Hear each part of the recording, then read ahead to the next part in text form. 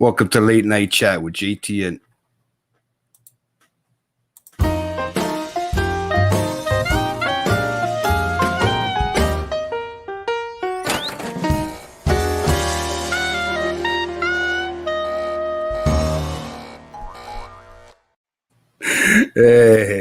episode 122, not 123, guys.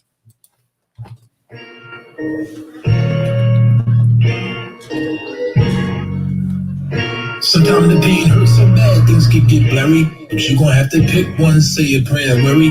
I ain't scared of death, feel like I already felt it. Forgive you for hating on me, I know you can't help it. The devil wanna take me now, but I can't let him break me down.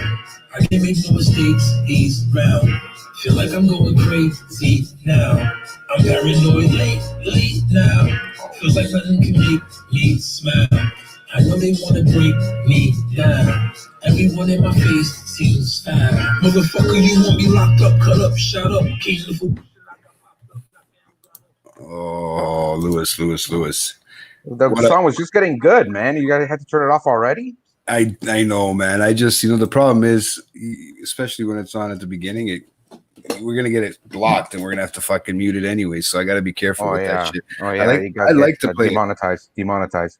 Well, I don't know, man, because certain things they allow us to get away with, and then certain things they don't. So it's like, what the fuck, man? You make up your mind, YouTube. Like, seriously. Well, I mean, they have to keep things in check that way, right? Like, if they, I'm pretty sure these rappers allow are people. Money. Yeah, but it's over the internet. Like, you don't get royalties, right? Because it's just for free. It's on the internet. Yeah, fuck them. They have to regulate it somehow. Yeah, they're never gonna find a way. They try. It's a good job, but good job, YouTube. Hopefully, don't fuck us up. But hey, guys, welcome back. A good job, bro. I have a good job. I gave myself a good job earlier, but we'll talk about that later in the show. Already. So, episode 22, guys. Welcome, 122. Welcome back. Welcome back, like always. And I came here to get myself smiling, like Lloyd Banks said in that song, man. You come to this channel here, you come and have a good night with us, and we try to make you laugh.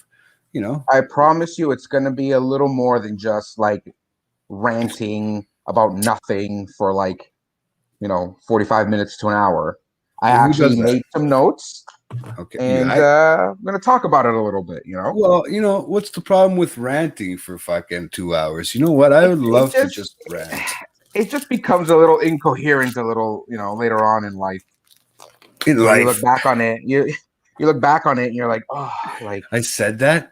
We talked about that for 2 hours. Like, are gonna listen to this one day.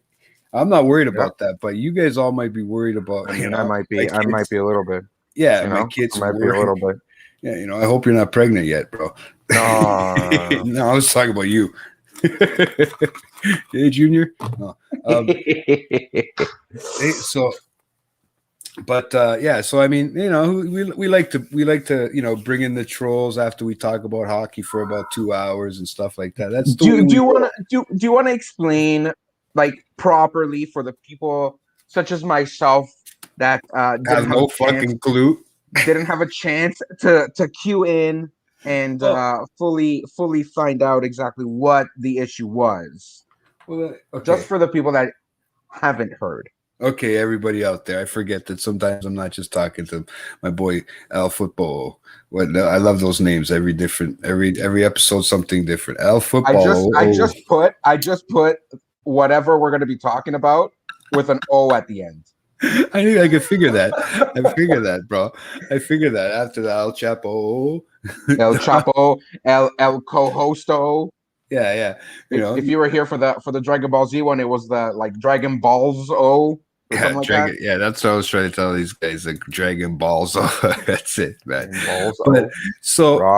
Rob knows what we're talking about. So, what I want to explain here for people is that sometimes there's either these things they're called trolls, and they like to get on the internet and fuck with you a little bit, and just a little bit.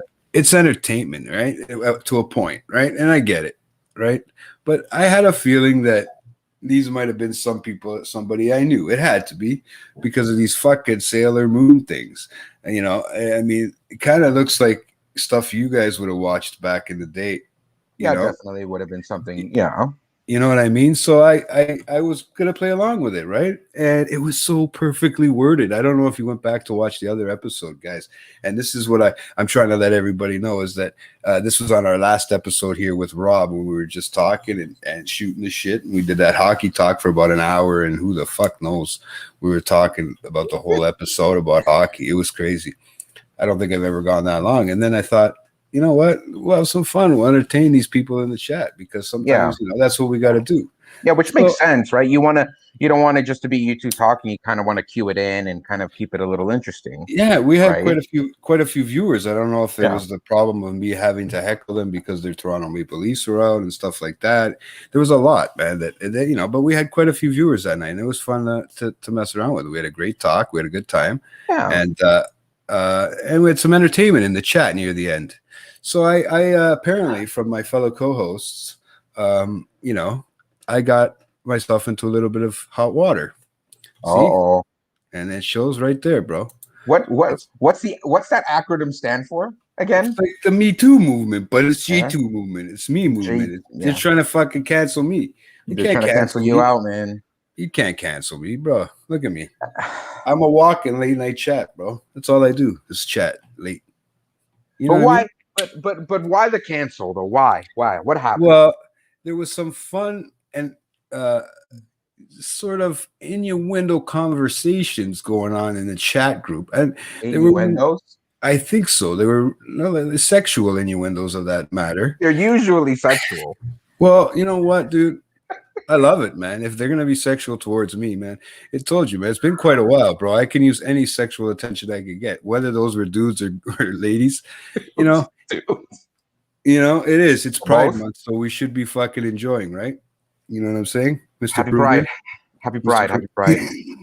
So, we should be enjoying everything, guys. So, I thought. Whether or not, I mean, I couldn't even pronounce the names properly to myself, and I think that was the most entertaining part, right? Here we go. Here we go. That's where it all begins. Wait. It all begins. And this is where, guys, everybody out there. Okay, this is where it started. Is because I had some words with Nico after the show because a conversation was brought up to him that maybe it got a little bit out of hand near the end of the thing. Just a bit, just a tad. Well, enough to start this movement. Well, exactly. And I was just trying to entertain. I couldn't stop laughing, and my biggest problem was Rob was sitting across the screen like that on me, and he was getting the comments before I was. So he was reading them. Right, his internet must have picked them up quicker, so he was reading them, and from there on out, he would laugh. Like as soon as he would read it, he would giggle like to himself, right? And I could see that in the picture. I could see it on the screen here now that we're talking, right? So every time he did that, it made me want to know what the fuck it said. So I started following along with it. I thought, and then you just ended up going down a rabbit hole of innuendos that didn't make any sense. Not at all, but you know what, bro? You being you, you just had to lapse onto that, Bro, sometimes you have to roll with it. Rob was dying, dude. See, this is what I'm trying to tell you because, guys, when these so-called trolls, if that's what you want to call them, or friends of yours that like to fuck around. No, I don't know. I think it's still somebody I know, but I'll have to figure that out on my own. But, I'll have to do some JT investigations, and we'll figure that out. Investigations. Hashtag JT investigations. Late night stalking. Hashtag late night stalking. So, only you would do the late night stalking. Only you would. Bro, don't even test me. Okay. Oh. You're lucky I can't remember where you live. I think that's a good thing. I honestly think that's a good thing. Yeah. And it's like peeking through the bushes. Like so, I come out and do like that Homer Simpson thing, where he just creeps back in when you don't see him. I'm usually wearing black. It comes out of the bushes. Usually I'm wearing all black. It's hard seeing me at night, so it's good. Exactly. I'm quiet, sneaking up on people. So the insane part about it, like Rob was saying here, that it was insane, is that they were really well articulated words, and they were put properly in the sentence. And the way I was reading it off, okay, I might have had a hard time. Some of them were big words to pronounce. In all in a long sentence while you're trying not to laugh, bro. While you're trying not to laugh at the same time. So give me all that. Like I was trying not to laugh. I was trying to read it live, and it was a fucking. I wanted to make sure people understood what I said, but it did get a little bit out of hand, and I get what's going on, and all in due time, Nico. All in due time. All in due time, bro. I don't have enough people in here to start doing that yet. I want to start getting people in here because we got to. But yeah, I just was explaining. Okay, I'll stop. Okay, and I will, because I'm gonna get me too'd from Nico, and he's gonna kick me off here, and you guys are gonna have to find a new host with you, and I'll be in trouble. Meaning Nico would probably just jump on. And take. You guys are gonna do your talking, smacking, or whatever the hell you guys are gonna be doing. No. I got a couple plugs for you guys, because you know what? There's some great content. There is, bro. I mean, you know me. I always like to help plug these things. I just sometimes get off track and start rambling, especially with what kind of fucking day it is, right? Just remember, son. I love how he calls you son. Just remember, son. He does that all the time, bro. He does that all the time, man. It's like, Nico, you do know he's older than you, son. Fuck, man. I'm having that issue with everybody. I have the same issue with my brother. They all talk to me like they're my dad. So they call you son? Yeah, they can all talk down to me. It's okay. Nico, you can do the same, bro. Yeah, you can join the club. But guess what? I'm live right now, bro. No. So, guys, there's some crazy content coming out, okay? There's been some fucking crazy and upcoming content. So I just want to let everybody know when you guys got a chance, you got to check them out, because they're coming out live this week. They're being posted for the first time. So they have new Kraken packs coming out tomorrow, man. That's Kraken the one with Peter and Nico opening up their Dragon Balls cards. I think you were on that one. Is that the same one? Is that opening more Dragon Balls? It came out already. No. What are you doing, man? They're dropping a new one, bro. I'm telling you. I'm reading it. Maybe it's the Pokemon one. Maybe it's the Pokemon ones, not the Dragon Ball. No, opening more Dragon Ball cards. Big money cards were pulled again. That's what I got, Dragon Ball. So, I mean, if you got to correct me, you got to correct me. I don't know. I don't know if that's the one without you. I'm pretty sure it's this one without you. It's coming tomorrow. That's tomorrow. I'm gonna start powering up now, bro. Then on Tuesday, hey, you can kick their ass and do whatever you want, man. You have the words. Yeah, I'm not gonna do your Sailor Moon talk or whatever you guys do with them. But then on Tuesday, Nico's new comic book calls is coming out. So you guys, that one he's for the month of May. Everything that he's read for the month of May. So guys, be prepared. Quite a bit. He's got some. He's got quite a lot of talking to do and keeping you guys updated and stuff like that with everything that's coming out and everything that he's read. So yeah, hopefully he's catching up with some new stuff, right? I know, Sal. I know, man. What the hell, man? Stay there, Sal. You missed the last show, bro. You missed the last show. Troll number. That's my troll number one. But he's awesome guy, man. But I just don't want to get killed live. But yeah, so don't forget, guys. You guys got to check all that stuff out because it's coming out. And I don't know what Dragon Ball fucking shit that he's talking about, bro. But apparently he's doing another one tomorrow. I just put a reminder. I don't know what some Dragon Ball shit is like. There's obviously some sort of misconnection going on here. It's because it's always through text message. It fucked me right up, man. So yeah. But yeah, that's how everything starts. It's always through text message. I had to get. Oh yeah, you're speaking of text messages. Here we go. Here's another one. You're gonna be the next person I ask. Do I ever say stuff in the chat that you take, offensively in the chat, or if I've portrayed something on the chat, our late night chat co-host group there that we have? Are you asking me what I find offensive? I am asking you personally. Do you take anything I say the wrong way? To be honest with you, I mean, I could understand that there are people that will find things offensive more so than I would. Okay, you know what I mean? If you knew me, if I had to talk to you live like this, like we're doing, I mean, honest, if you were to like randomly send me a message and I didn't know who you were, and it was something of that same kind of flow of what you already send us, then yeah, I'd probably be like, what the fuck? Like, who is this person? It's JT. Yeah. But I mean, certain people are more sensible than others, and just for the sake of kind of That's right. Tell them so. like living in harmony. It's like just like it just shouldn't be done to begin with, right? So this is this is a conversation that I can't even put that one up. That it's a real deep one. Yeah. Well, no. I'm saying the comment that Sal put up. I'm gonna leave that there. But I had a conversation with him. Sometimes I talk real talk. I talk real talk.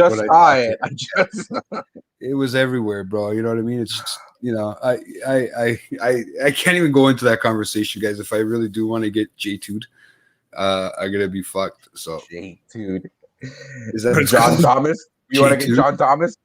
J2'd, fuck, So okay, let's get getting back on track here, guys. Let's get back on track, guys, man. I want to shout out my nephew's birthday today. Happy 16th birthday for fuck's sake. Shout out.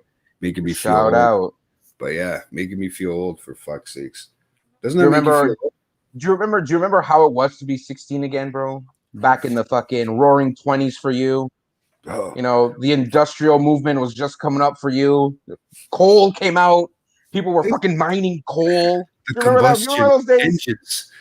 combustion engines, bro. Airplanes. Combustion engines, yeah, all that stuff. Airplane wasn't even invented yet. God, man. No, you're talking to those were the days, weren't they? Those were the days. You're talking to the wrong host, bro. I think that's your other co-host up here, Rob. That's the times that he was born in. I think those are his good old days.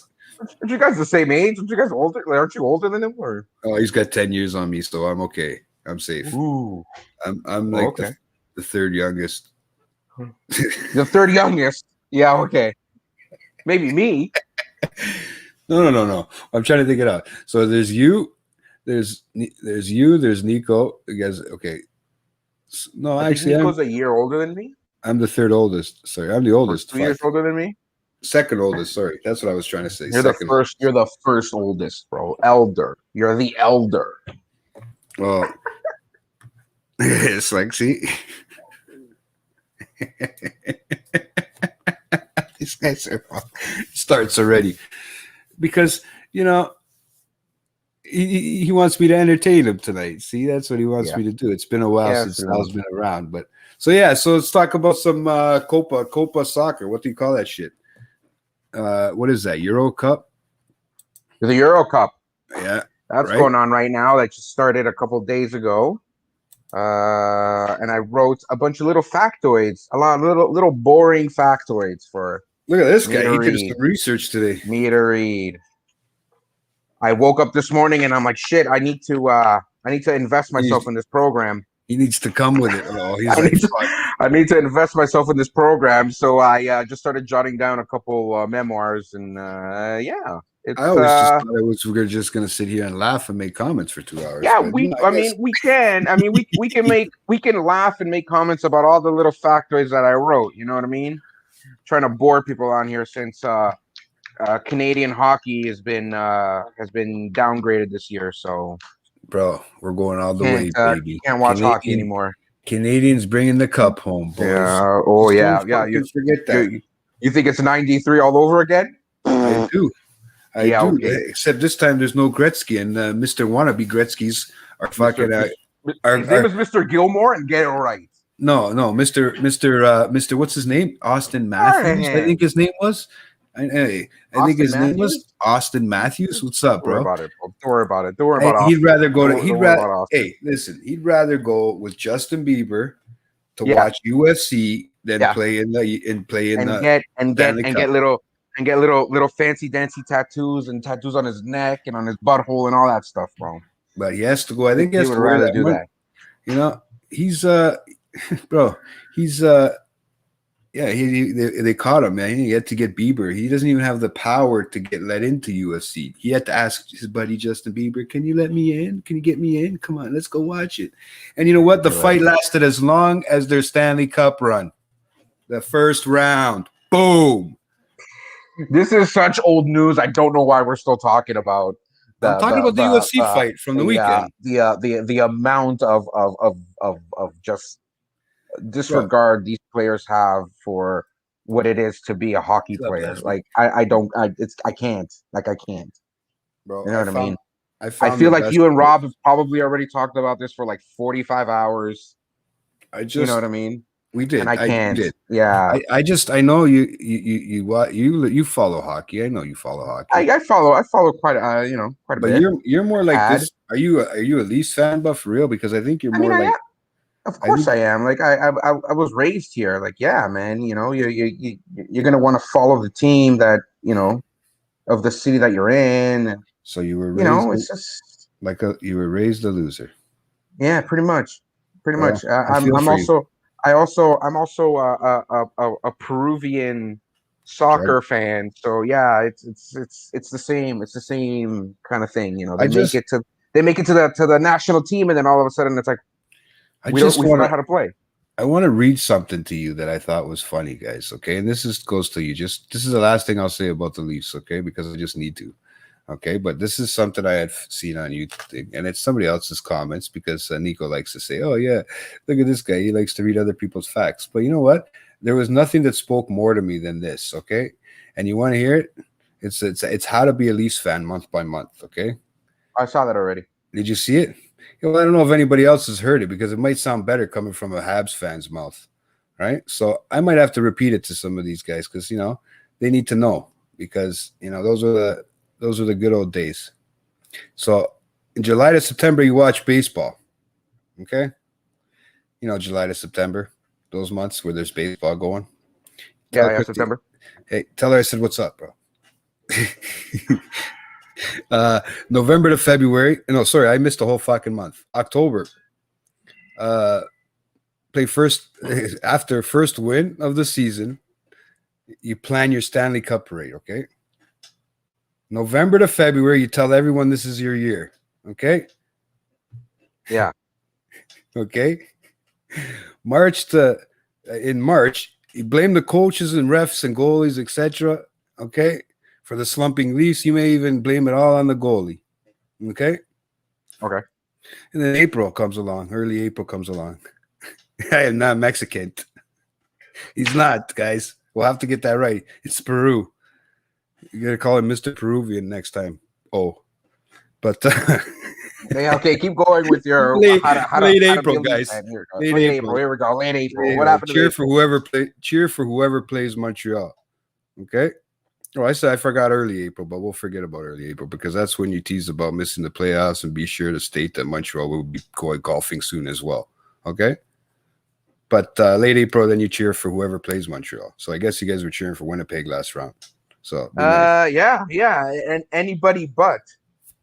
And then in May you create conspiracy theories that the playoffs are rigged and the Habs on the refs.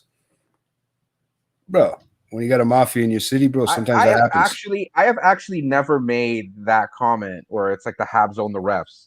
Yeah, I just think a lot of the times I just think it's just the refs themselves are just shitty.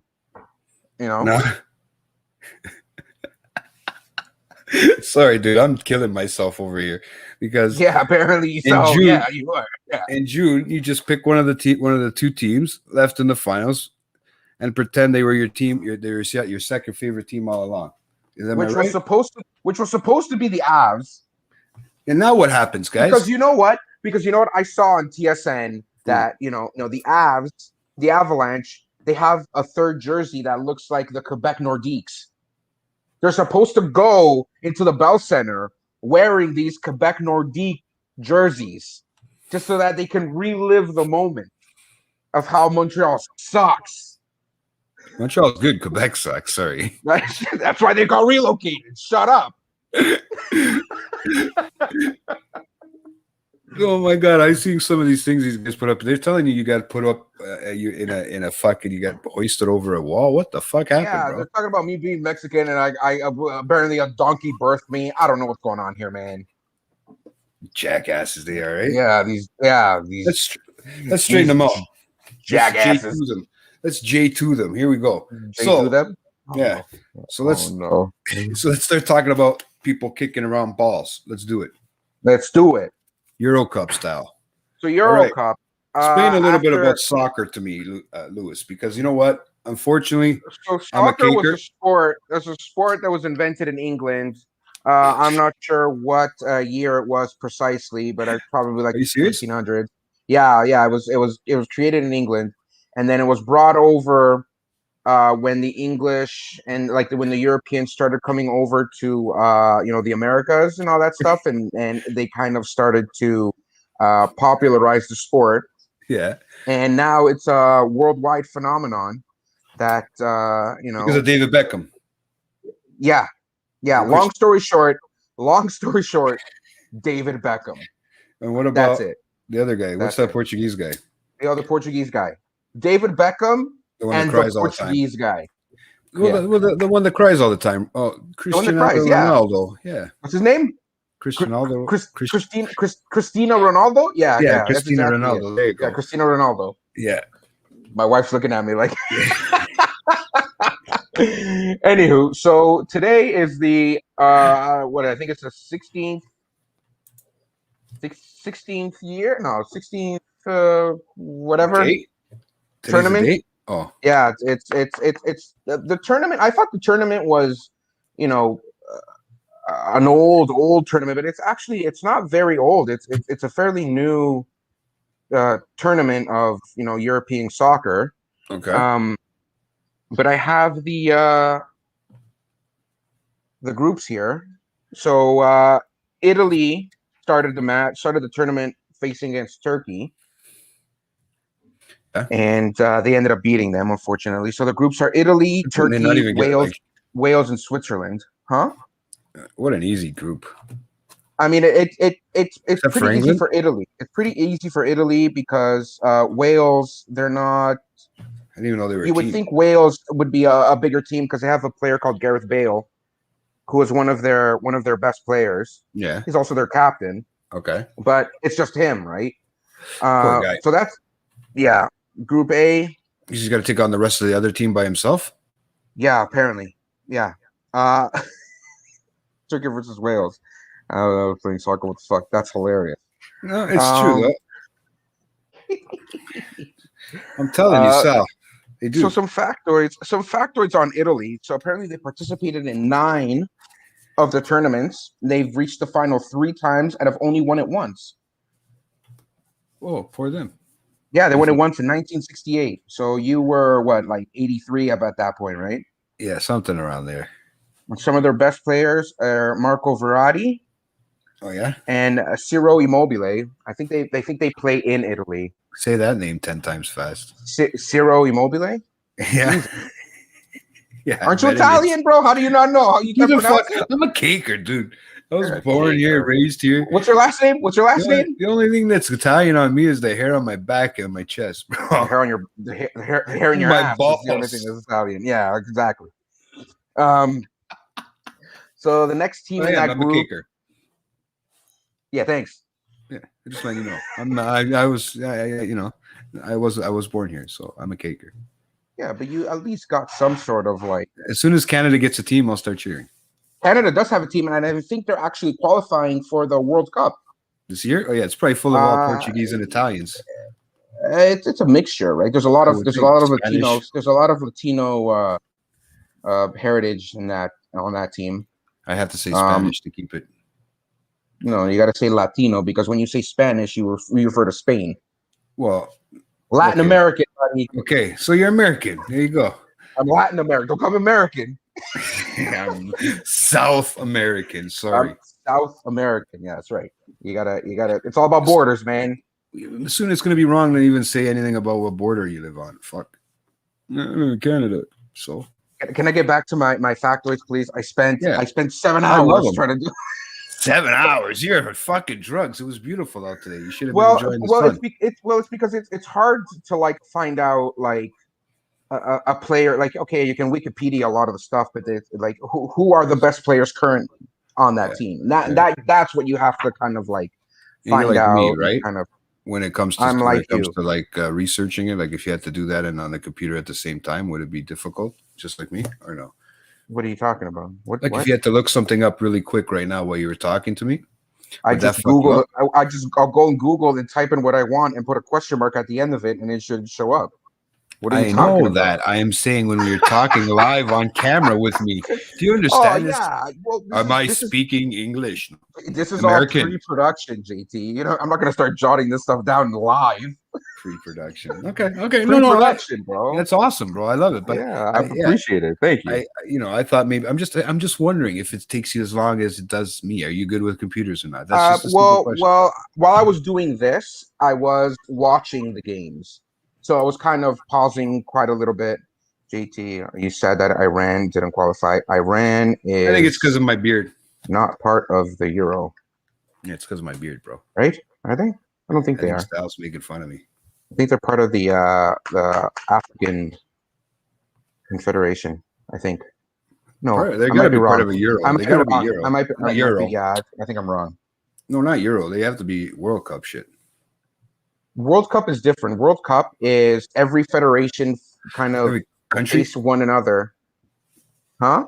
Every country, same thing, sort of thing. Like so North America and the Caribbean have the CONCACAF. Okay. That's one federation. Okay. South America, so basically anything south of anything Venezuela or Colombia south is CONMEBOL. That's another soccer federation. Europe is the UEFA. They have their federation. Yeah. Africa has one. Asia has one. So they kind of all compete within themselves, and then from who has the highest pointage in those groups end up going to play in the tournament. I get you. Yeah. That's all right. Okay. So here, let's do it. Iran, see, look, here she goes. There you go. Iran is part of the Asian. Yeah. We love Leslie. Thank you, Leslie. Thank you. Because she's the fact checker quick. Boom, boom, boom. But yeah, no. Boom. Boom. That's the way she does it, bro. Boom, boom. It's all in her head, man. I'll be honest. Café con leche is the other way. You gotta flip it. So next on this list of the factoids that I spent all day grueling over is Wales, who apparently is the Wales. Not with an H. No. The way you said grueling over, that's what I said. Oh, grueling over? Yeah. You're laughing at the wrong word, but okay. Who spells whale without an H? It's WALES, not WHALE, because with the H is the actual mammal. Cool. All right. Yeah. I'm just. They're the third oldest federation in the world that got established in 1876. Okay. Their best performance in the Euro Cup is the semifinals, where they reached third back in 2016.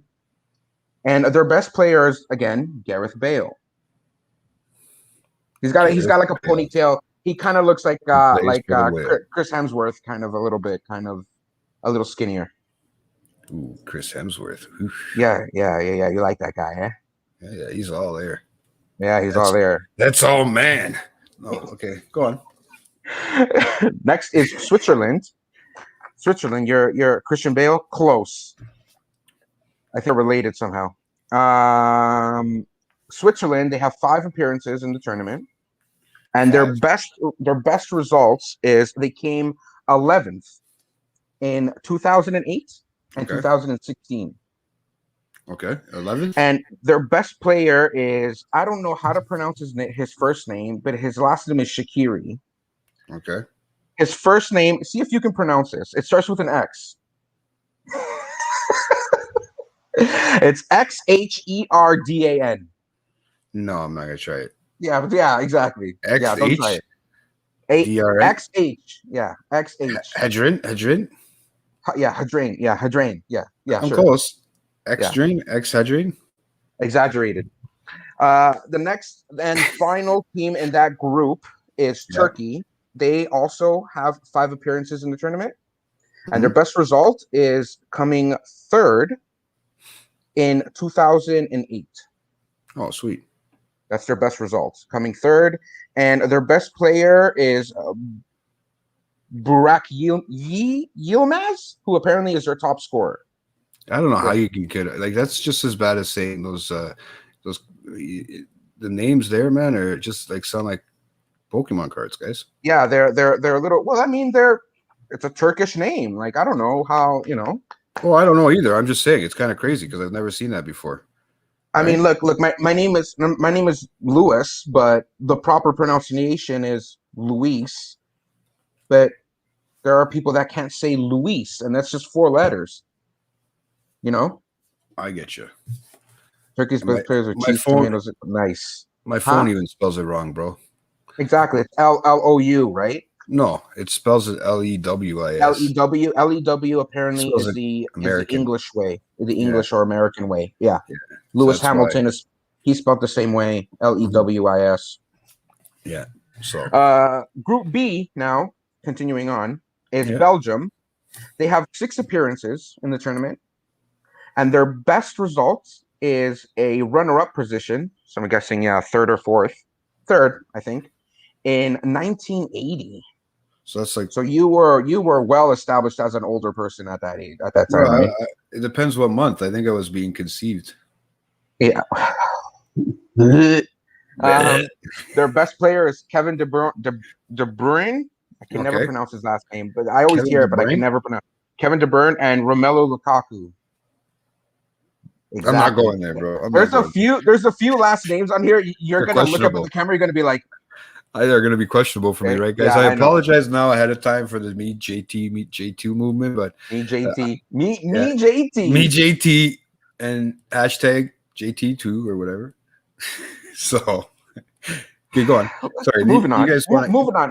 As You Nico got to would learn say. that. You got to learn Moving that. on. Moving Yeah. on.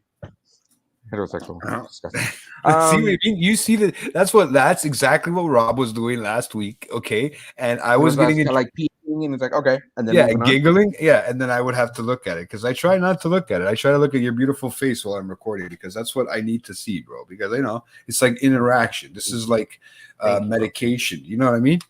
It's better than drugs. Meditation. No, medication. Oh, medication. Oh, okay, Yeah, medication. not a hum la la la. Not that Alhamdulillah. kind of shit. Oh, wow. Okay. Anywho, next team is Finland, who apparently He's this finished. tournament is the first tournament they've ever qualified to participate in. Why? Do they suck? No, this is the first time in the Euros. I mean, Oh, that's first time ever in their team's history. And I don't have any. So they don't have a best result because this is literally their first tournament. But their best player is a man called Timu, not Solane, Timo Pukei. No, young, yeah, Pukei?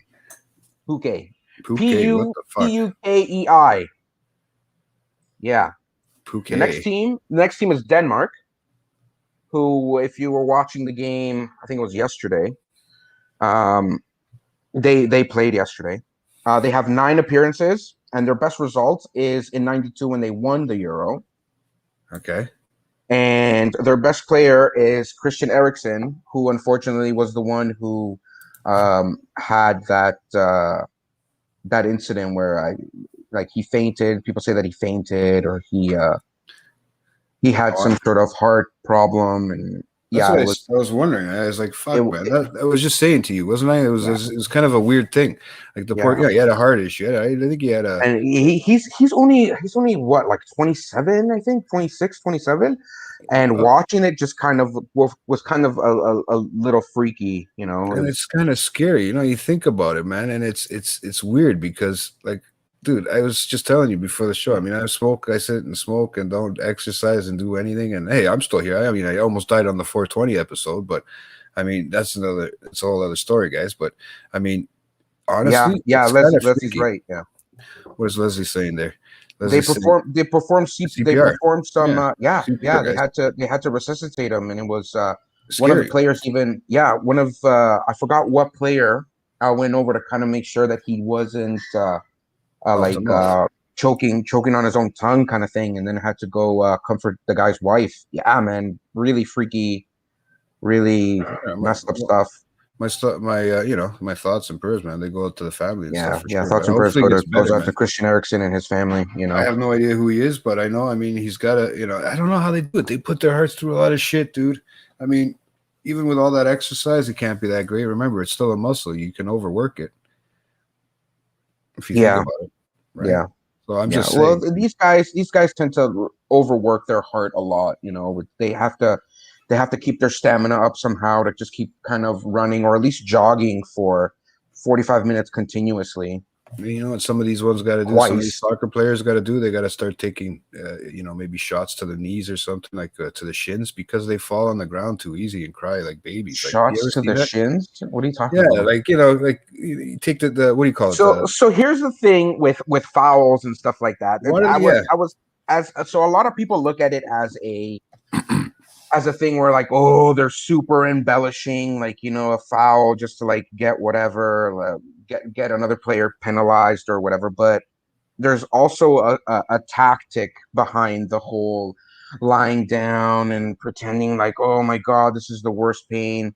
It's basically to keep your other guys like give them an extra time for like a breather. You know what I mean? Yeah. So like if you, me, and Nico were on a team and like, you're tired as fuck and you can't like run, like you're noticing that you're getting a little more tired. So I'm going to embellish the foul. So I'm going to lie down. I'm going to roll around like, oh God, like my chest hurts, even though you kicked me in my foot. Like, oh shit.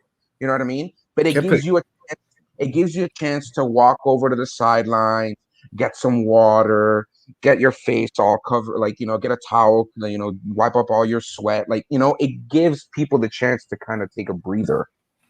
Yeah. I get what you're saying. It's like a TV timeout in hockey. It's like a TV timeout in hockey. Yeah. You skate over to the bench and you fucking drink your Gatorade. Yeah, water sucks. Gatorade is better. You know what I mean? Cocaine water, whatever they give. Yeah, cocaine water. That's exactly it. No, but no, it's okay. Now it makes sense to me because you don't see that part where a lot of people just kind of misunderstand the fact that why is he rolling around for? What a loser! Like it didn't look like it was he just stepped on your foot. Like I can step on somebody's foot and their foot is fine. But remember, these guys have like little pegs, on the bottom of their cleats, right? Yeah. So it kind of hurts, It's true, man. Like it should be a 2-minute delay game, but no, you know what it is. It's that's why they add that time on at the end, because I see what you're saying, and they won't get a yellow flag or a red flag until they've done it a few too many times. They're cards, not flags. They're cards. No, I hear a red. Oh yeah, card, because they pull out card. Whatever. The flags are when they're offside in an offside position. Yeah, like a flagpole or whatever. Oh yeah, when they throw it up in the air like football. Like soccer, not soccer. No, they don't throw it up. They signal it, so they don't throw it. Anyways, yeah, that's what. Well, there's a penalty on the field in football. They throw a yellow flag. Yeah, but that's a different type of football, which should be called egg ball, because the only time they kick it is when they're scoring a field goal or they're fucking kicking it into somebody else's end zone, like Well, maybe because of all those hits they take to the head. With the helmets, they don't even know that they're doing. They just call it something ball football because they call it football. Yeah, whatever. Because they're running and chasing a ball. Anywho, the last team in that group is Russia. They've made 12 appearances, both as the Soviet Union and Russia, and their best result is winning the tournament back in 1960. And their best player is some guy called Antrion Dizbaya, something Russian. Okay. It's a DZYUBA, so you pronounce it. Well, I wonder if my Google can pronounce it. Google. Yeah, I'm pretty sure Google will be able to pronounce it, but whatever. So that's Group B. That's okay. Group B. All right. Yeah, there's F. There's a few more teams. I got to go to F.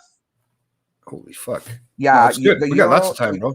The Euro seems to have the most participating teams, I think, in the sports, in the soccer federations, because Copa America just has a very little amount. Football's generated playing American son. Take that weak shit somewhere else. Yeah, thanks, Al. Appreciate it. I just fucking spent 27 hours trying to fucking do this, but yeah, I'll just take it somewhere else. Yeah, why not? No. Anywho, Group C, buddy. Group C. You got Austria. Okay, Austria. I'm ready for Austria. They have 3 appearances, and their best result was 13th place in 2008. Great team. Great. Their best player is a young guy called David Alaba. Hula? Yeah, Aruba, yeah. Then you got the Netherlands. Now, the Netherlands apparently don't like it when people call them from Holland. Denmark. I don't know. I watched whatever, the video. No, Denmark is a different country. Sorry. Holland, and Netherlands. Okay. Yeah, a lot of people So, don't like they're the Dutch. fact that Dutch. Technically Dutch because they speak Dutch, but you also speak Dutch in Germany. Isn't it And spelled German is Deutschland. So it's like Deutschland. yeah, I don't know. Deutsch, not douche, Deutsch. Deutschland. Sorry, There you go. There you go. I didn't have the tongue for that. Weren't them and the Italians friends at one point? Like, what are you talking about? Anyways, they have 10 appearances, 10 appearances in the tournament. Yeah. And their best result is winning the cup. They did? In 1988, they won it. Fuck, and their best players currently are Frankie de Jong and Memphis Depay. I have a friend from the Netherlands, and she doesn't like to be called anything else. Whatever you want to call it. Yeah, Deutsch. Hey, Deutsch. There's another team. Yeah, Deutsch. It's called Deutsch.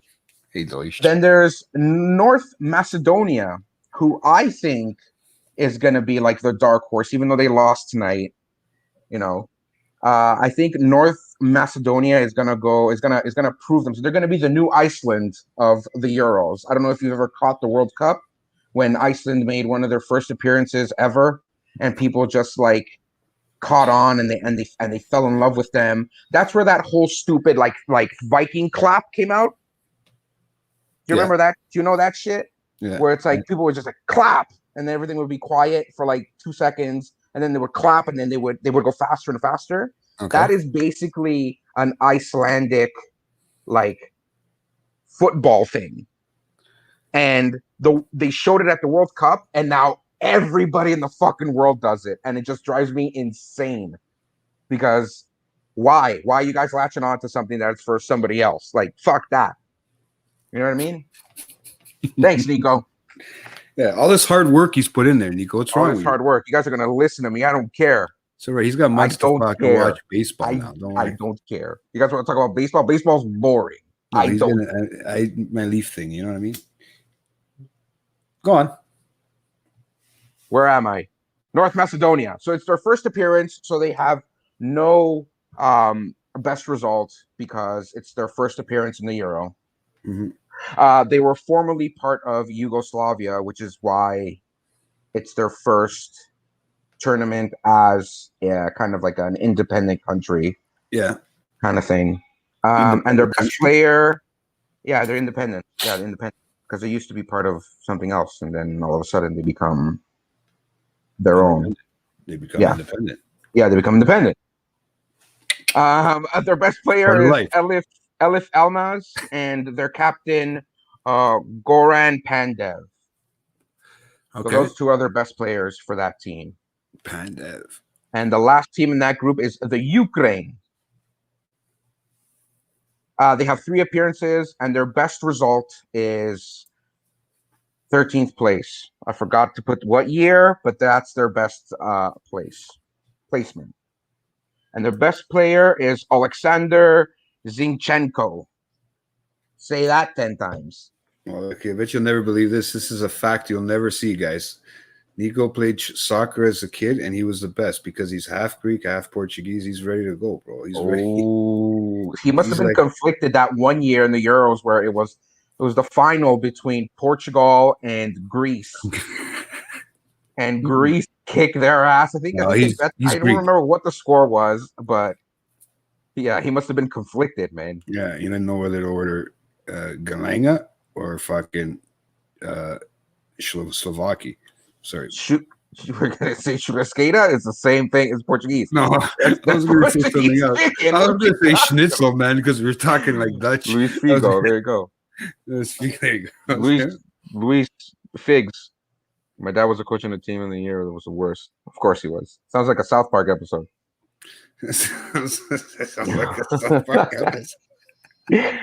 So, moving on. Group D, we got the country that created the sport, England, with 10 appearances in the tournament.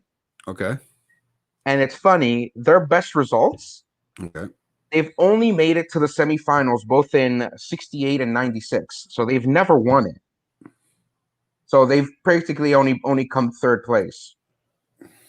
And one of their best players is their captain, Harry Kane, who plays for the Tottenham Hotspurs. I bet he does with his another English team. Harry, bro, they're Harry. Harry Kane. Harry Kanes. Then we got the Czech Republic with again another 10 appearances, but 10 appearances in total, but 3 of them were as Czechoslovakia. Okay. They were Czechoslovakia before, and then I guess civil wars happened, and they became the Czech Republic. I got Czechoslovakian in my blood somewhere. Yeah, somewhere in your blood. Yeah, gross. But would you drink it? You drink? You no, drink my person's blood? What's your problem? I didn't realize my grandmother's father was Czechoslovakian. There you go, man. There you go. You're Czech. That explains a little bit. It's got something. Explains some of the hair. And their best result is when they won it. They won the tournament back in 1976, but not as the Czech Republic, but as Czechoslovakia. Nice. It's nice. And their best player is a Tomo Souček, who is their main goal scorer. Their top scorer. Like, what do they call them? Strikers. No, a striker is basically the position. Is a guy that just fucking kicks the ball. That's his job. Usually your top scorer is going to be the kick the ball, isn't it? Yes. Usually how you score goals is with your feet, so you got to kick it. He's probably a striker. He was not going to. But you could also head the ball in, bro. Like, you could also body. You could also body it. He's like, oops, and it goes in. What position is that called? If it's not striker, it's called downward dog. That's the position called downward dog. I see a lot of that on Instagram. Next country is Scotland. They have about 3 appearances in the tournament, and their best results is fifth place back in the good old year of 1992. Bro, you weren't even born. Were you? I was born. I was like 3, 4. Fuck. I'm living this episode as a soccer fan, aka fact checker. Yeah, I think this is why. Yeah, I was channeling Leslie writing these notes. I'm like, I have to. You have I have to bring something to this goddamn channel, and I'll just show up like I have to, man. I had to. But thank you. I appreciate. See, somebody that gives a shit. You know what I mean? I always give a shit, bro. Yeah, of course you give a shit. Yeah, you give your shit. I give my 2 shits. J2 yeah, you shits. give your 2 shits. J2 shits. That's your new name. J2 shits. And Scotland's best player is a guy called Andy Robertson. He's their defender. I don't know. He's their best player. Nice. And that's Group E or F? Or no, it's Group D, and we still got Croatia. Croatia is the last team in that group. They have 6 appearances, and their best results is the quarterfinals, which is 5th place back in 1996 and 2000. Unfortunately, their best player is Luka Modric, who's one of the best kind of midfielders of the year. Of the past century. He's kind of one of the best. Luka Modric is one of the best players. Crazy. So there's that. There you go. Oh, Diego Maradona. I hear that Diego Maradona. Aren't they trying to arrest his doctor now because they say that he drugged him or he something like. Hey, I'm trying to ask questions here, and my numb nuts doesn't. Oh, there you go. What did he ask? In this one here. There you guys go. You gotta get lost in conversation, man. It's the one with Azulia or whatever. Oh, Vuvuzela. So that was. Remember, I'm talking to a guy who knows fucking nothing. Soccer, right? A Vuvuzela is basically those stupid plastic horns that they used during the 2014 World Cup in South Africa. And that's something that South Africans do for their soccer matches. So you know how I told you with the Icelandic thunderclap? Mm-hmm. Mm-hmm. In South Africa, they do the vuvuzelas, which is that basically that right? Fucking annoying son, yeah. And it was annoying because a lot of people lost their shit because it wasn't just periodically. Like, when you watch a soccer game, you hear chants, you hear drums, you hear claps, and whistles, even people whistling. But with the vuvuzelas, it was the whole match. Like literally from the start of the whistle to the final whistle, it was like a vibration sound, and people lost their shit and they hated it. Mm-hmm. So now it's kind of like an ongoing joke, Is this real, bud? People fucking lost their shit. Yeah, eh? People were upset at the FIFA that they allowed this tradition to continue in a country that's not theirs. That's their tradition. Yeah, but is this right World too? Cup 2010. Did he really die just recently? Maradona died. Yeah, man, he died a month ago. Yeah, right. Yeah, okay. Yeah. So it was a little while ago. I did see something about that. Yeah, but yeah, like Leslie said too, it's like malpractice. Yeah. So yeah, apparently. That's I don't know, crazy, man. That's crazy. I didn't know that. Yeah. So moving on, we got Group E, which is Poland. Poland's at the head of that group. Poland with 4 appearances. Okay. And their best result is the quarterfinals, which is basically 5th place back in 2016. And their best player is Robert Lewandowski, who I think plays for Bayern Munich, I think. Great player. For the longest time, I thought he was German because he played on a German club team. But he's actually Polish. So he's a good guy that people think he's like, cool. an MVP. Yeah, like he's up there. Well, I see I've seen a lot of flags and stuff like that too. I see a lot of them from where Poland? I work, around the where I work. I've seen a few Polands. I've seen a few Turkeys. I see turkeys too, dude. Yeah, you see turkeys too. Yeah, he died end of 2020. Yeah, so I thought it was a little while back, man. A couple months ago. It's more than a couple. Yeah, well, a couple. Yeah, it's fucking 6 months ago. It's a couple. Anyways, listen. Slovakia is next. They have 2 appearances. Their best result is 14th place. 14. I forgot to write what year because I was probably watching the game. But their best player is a guy called Marek Hamsik. Slovakia. Right. What are you gonna do? And then next on the list we got Spain. You need to put ham on a Slovakia. So they're Spaniards. Yeah, ham on the Slovakia. Yeah, you're gonna put ham on the Slovakia.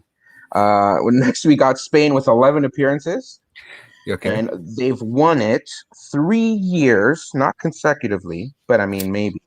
Okay. They won it the first time they won it back in 1964. Okay. Then a couple years later in 2008 and in 2012. Okay.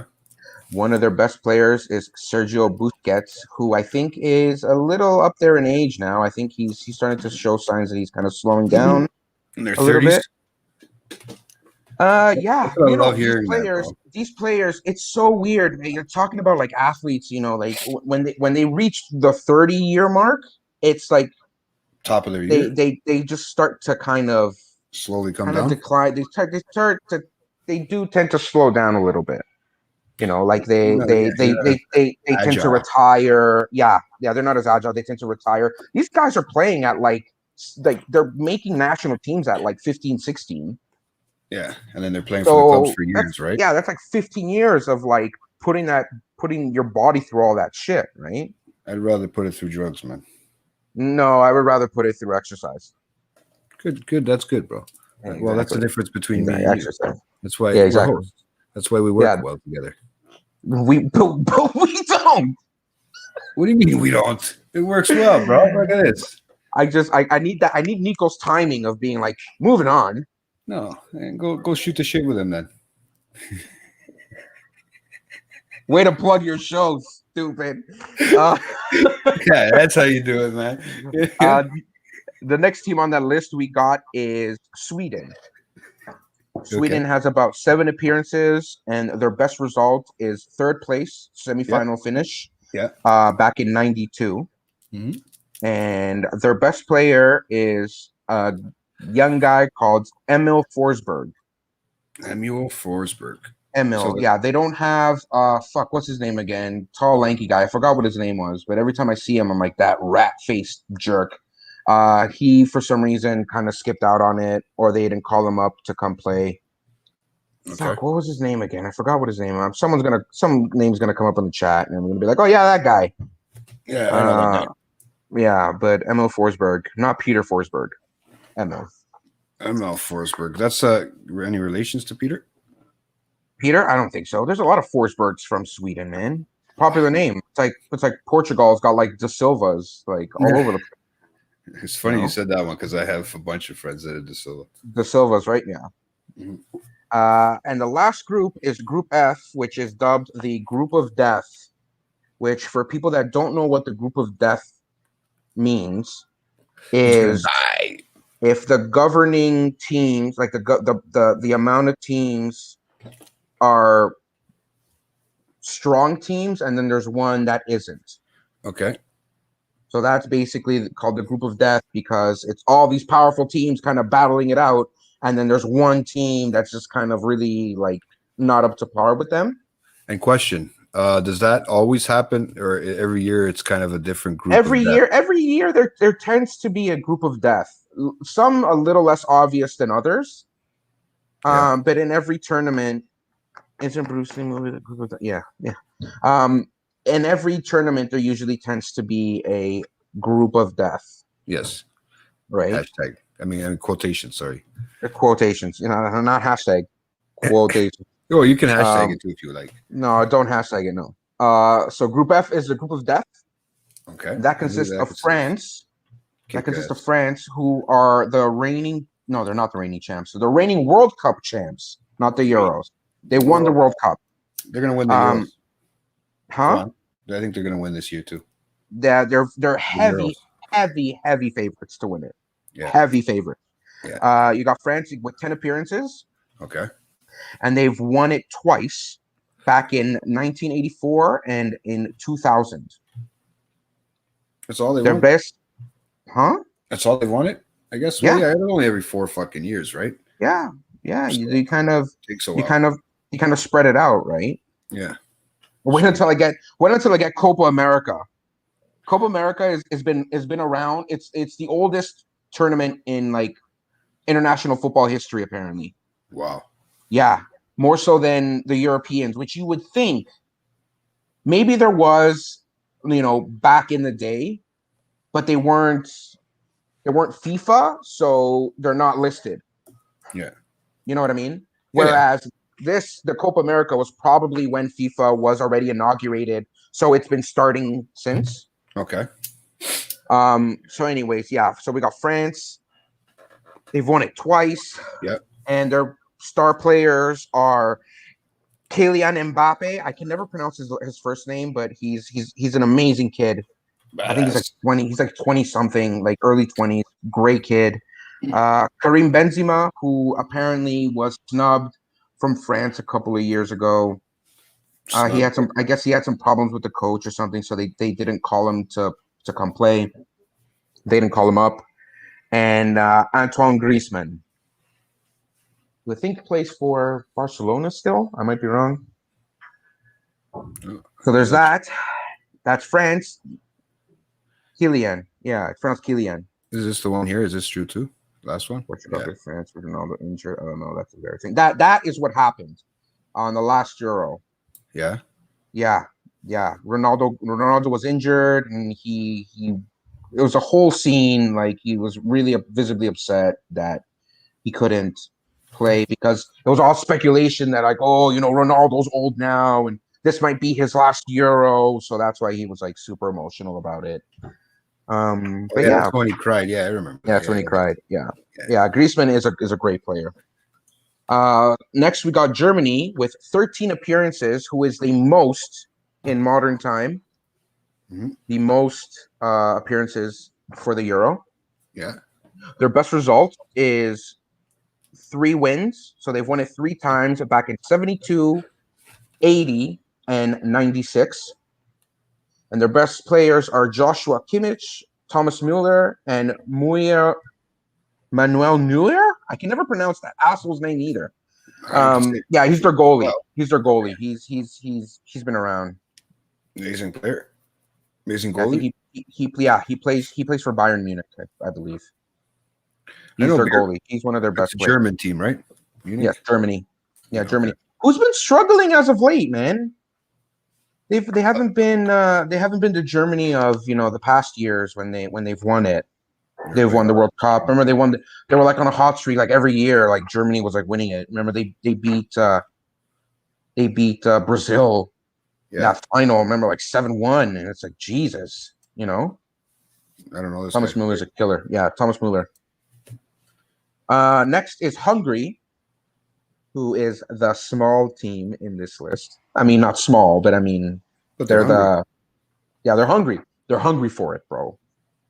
They're hungry for it. We know about hungry teams. They have about 4 appearances.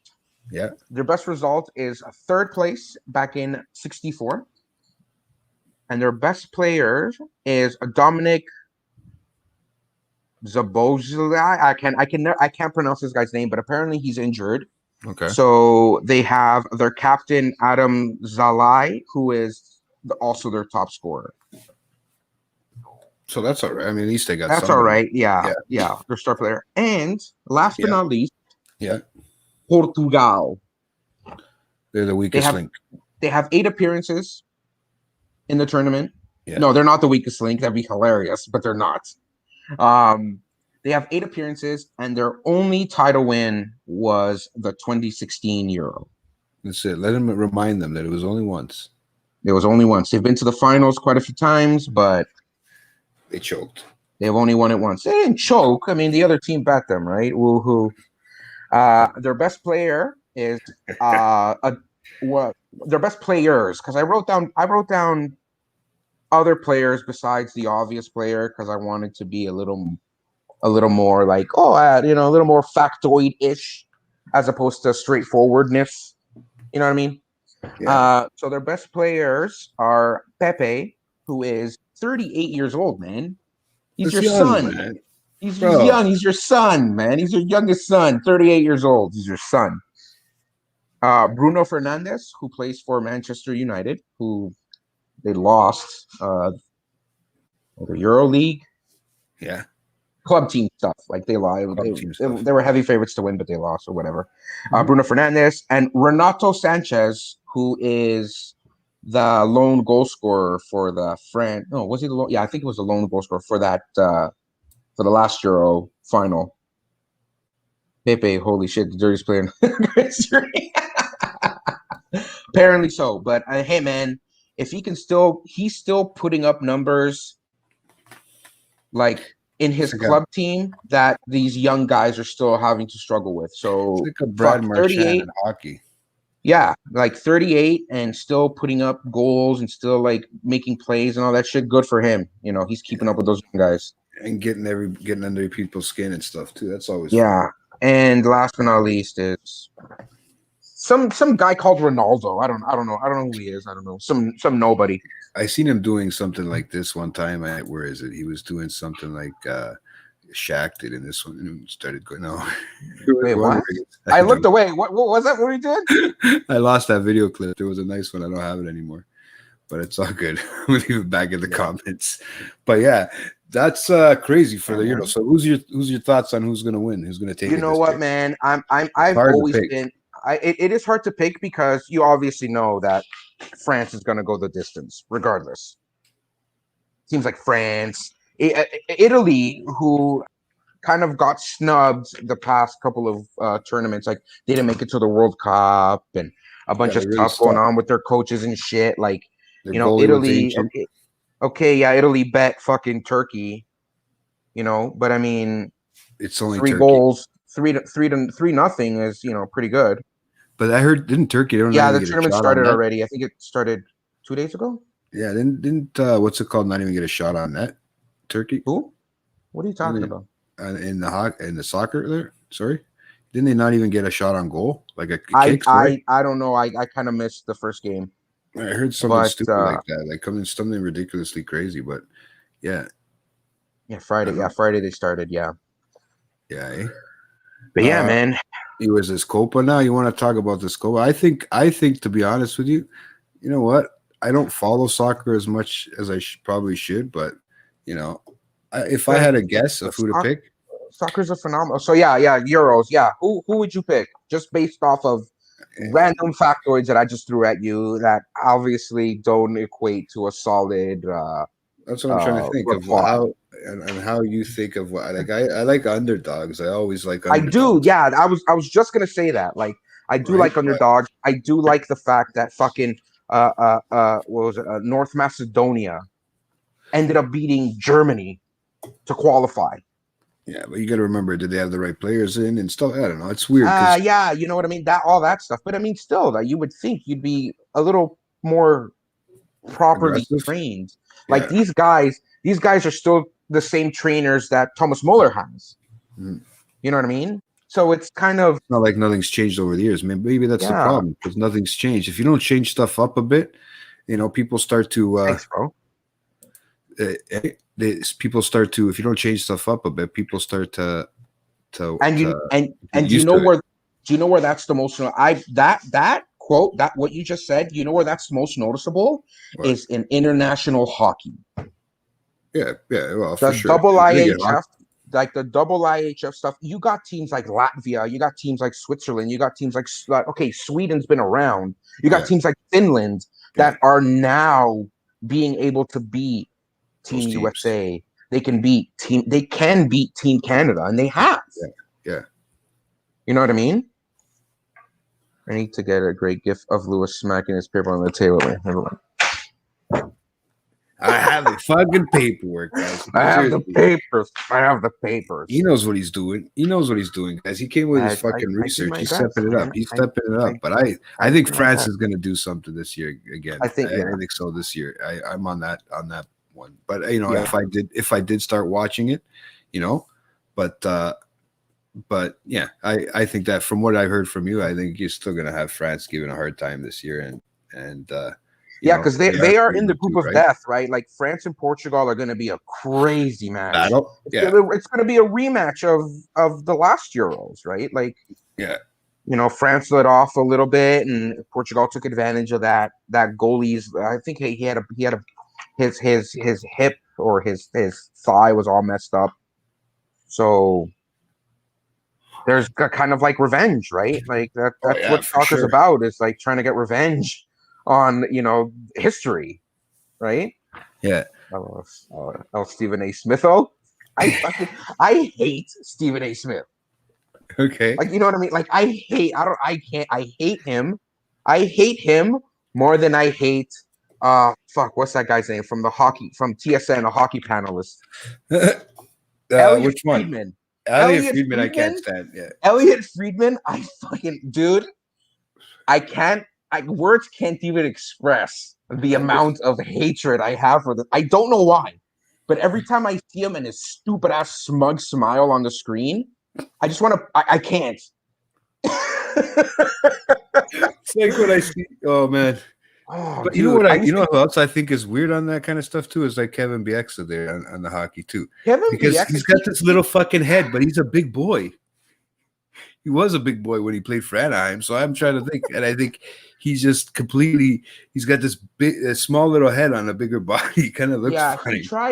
He tries to be like the cool cat, like, you know what I mean? I'm the young millennial. Calling people beauties and calling that little Selly. Like, dude, stop. Kevin, stop. Don't. You're lucky that the hockey season is almost over, because if they have you back again, I can't watch Hot Stove because that stupid loser's there. Like, I can't. Why? It's not that bad, man. bro. I mean, I can't, man. Guys, and you know what? If you're loving this straight up Euro talk and stuff like that, and soccer talk, just don't forget to check out Tuesday's episode Sorry, tomorrow's episode. I say Tuesday. I thought it was Monday tonight. Fuck.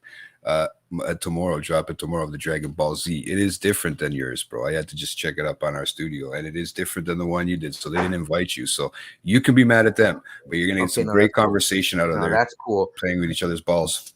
That's cool, guys. That's cool. Yeah, it's cool. So right, we don't need that. We got a couple soccer talk over here. Don't now forget. we got some, and also also the comic calls. Don't forget about the comic calls, guys. You guys gotta make sure you comic halls. I say it too fast. Sorry, not HALLS like the medicine, HAULS like the Mexican. Sorry, I can say that because I'm Latino. Can you?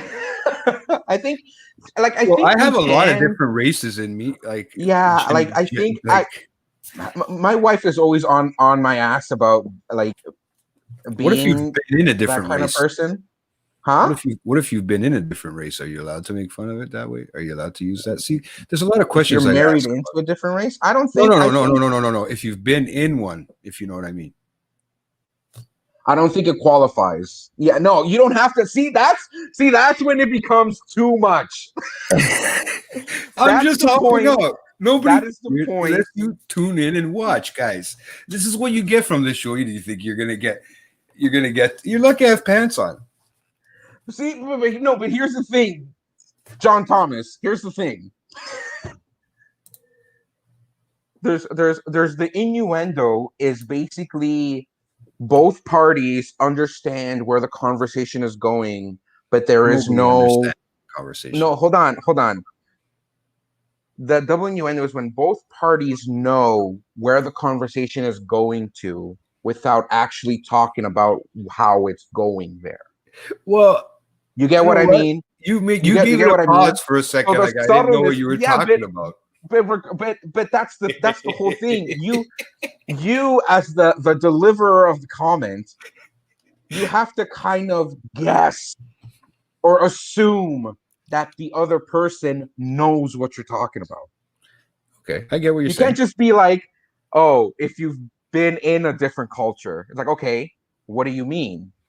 But then you kind of talk about it and you're like, okay, I think I know what you're talking about, but no, I don't think that works.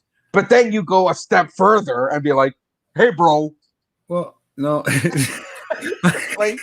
I'm just saying, I only did that because I needed you to laugh a little because, honestly, when the show gets re-released on Thursday, bro, guys. I laugh all the time, bro. What did I do, man? I didn't even comment. I just said a comment. Oh, whatever. I can't even do sign language to you guys anymore. Yeah, that is not sign language. You know that, right? Yes, I am being sarcastic. Did you not understand the innuendo? It's like sign language is like, no, that's not it. That's not something. It might be something. No. I mean, it's layman's terms, but it's not like. Anywho. Now to talk about another tournament that's going on that is being completely overshadowed by the Euros because of the popularity of it. Okay. It's called the Copa America. That is the South American countries hosting their own little tournament. Yeah, I dropped government. Yeah. Sorry, I like that one. The Copa America is the oldest international football tournament of recent history. Okay. And obviously it's not a lot of teams in comparison to the Euro, which is basically all of Europe, and it's got like 1,000,007 teams. It's only about 10 teams. Okay, so this is what Liz and probably. Yeah, and because of the fact that it's only 10 teams, the federation tends to try and have guest teams show up.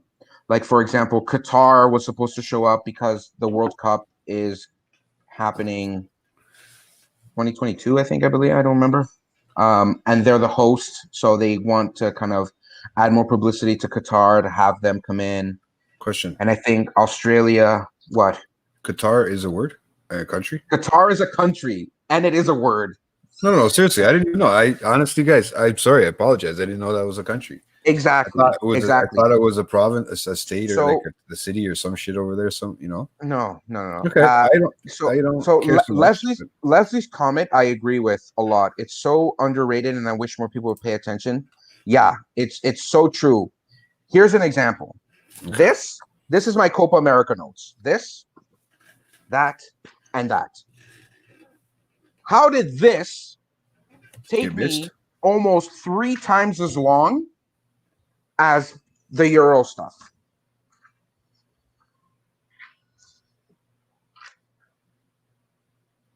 How did that take me 3 times as long? And you know why? It's because it's not covered. People can care less about South American soccer and just want to focus primarily on European, which I get it. It's the more popular, it's the more, there's more money coming out of Europe anyway. So obviously they're going to have more TV showcase for it. This is why you would need the showcase for countries that need the money, which actually would be beneficiary. Would be the South Americans, but even that, it's still so hard to get unless you follow it religiously, where it's I'm logging onto the internet every day checking it out, or I have a specific channel for it that I'm paying $30 to watch just my one team. It's just a bunch of crap, and it's not kind of fair. It kind of sucks. As a fan of South American soccer, even if I could watch Argentinian soccer, which is one of the biggest, most popular leagues, is the Argentinian league. Okay. I can't, because it's so down the rabbit hole that it's hard to find. Like even to get an actual channel or something like that. Yeah, streaming, but that's always under lock. You get choppy. Yeah, you get choppy crap, right? It's not cool, right? Yeah. But I'm glad that this year they're actually showing the Copa America on TSN. Oh, sweet. So yeah, so that's something. You know what I mean? You'll get to actually get to watch it live. I'll get to watch. Yeah, and it's on at a later time, anyways, because it's in Brazil. It was supposed to be in Argentina, but because of COVID and a bunch of players, for example, the Venezuelan team. Yeah. A lot of their star players are not there. Yeah. They had about 15 or 12 cases of COVID positive within that organization. Okay. So a lot of their players are just kind of reserve players. Okay. I get you. Yeah, so it's in Brazil, and so my mom was born in Argentina. Sorry? My mom was born in Argentina. Nice. She's Argentinian by nationality. Yeah. By nationality, yeah, she is. That's her what do you call it? Her she's Italian, right? Her background spoken and all that, but that's where she was born. That's the thing. She was 14, I think. Yeah. A lot of Italians migrated to Argentina. That's why they're populous. They're light skinned people, they're white, blonde hair, blue eyes. There's a lot of Italian influence in Argentina. Yeah. Yeah, I know. I just know because I know that's what she'll cheer for when it's Euro Cup. Sorry, when it's World Cup, she'll cheer for Argentina. She's Italian. She'll have the Italian flag, but she'll cheer for Argentina deep down. She's weird like that. Yeah. Well, I mean, it's cool. It's cool. Don't get me wrong. So yeah, I'm thankful enough you get to watch as a soccer fan that I could watch it as well. Yeah. The Euros are on during the day, which is fine. The last game is at 3, so I can catch. The last game tends to be the more hyped up game, anyways. So I can watch that, and then the Copa America coverage starts at about 5 p.m. 5 p.m. So it's literally just bang, bang, bang, right after. So I can watch it and enjoy it, right? Yeah. So there's only 2 groups in the Copa America. It's Group A, which consists of Brazil, Peru, Venezuela, Colombia, and Ecuador, which is great. Oh. It gives Peru kind of a little bit of a chance because they're kind of they're fighting with my sister-in-law. They're kind of like the Maple Leafs of the soccer world. Who's that? Peru? Yeah, Peru. Yeah. I'm going to help you. Great pride in it, though. Great pride in, like, people wear the jersey. People are like, I got nephews that are Colombian. Yeah, I know you do. I know. So I'm gonna be cheering for you. So. Peruvians and Colombians they're cool. We're cool. Oh, I know. They do the same things as they get older. The only team in Group A that Peru kind of gets a little bit of conflict with is Ecuador. But I mean, it's a little more, Don't they all? Not really. Not really. Yeah. Too much politics in that one. Too much politics. Yeah. Too much wars. Too much shit. Group B has Bolivia, Argentina, Paraguay, Chile, and Uruguay. Not Uruguay. I never said that. Hey, dude. But you were thinking it. I saw it in your eyes.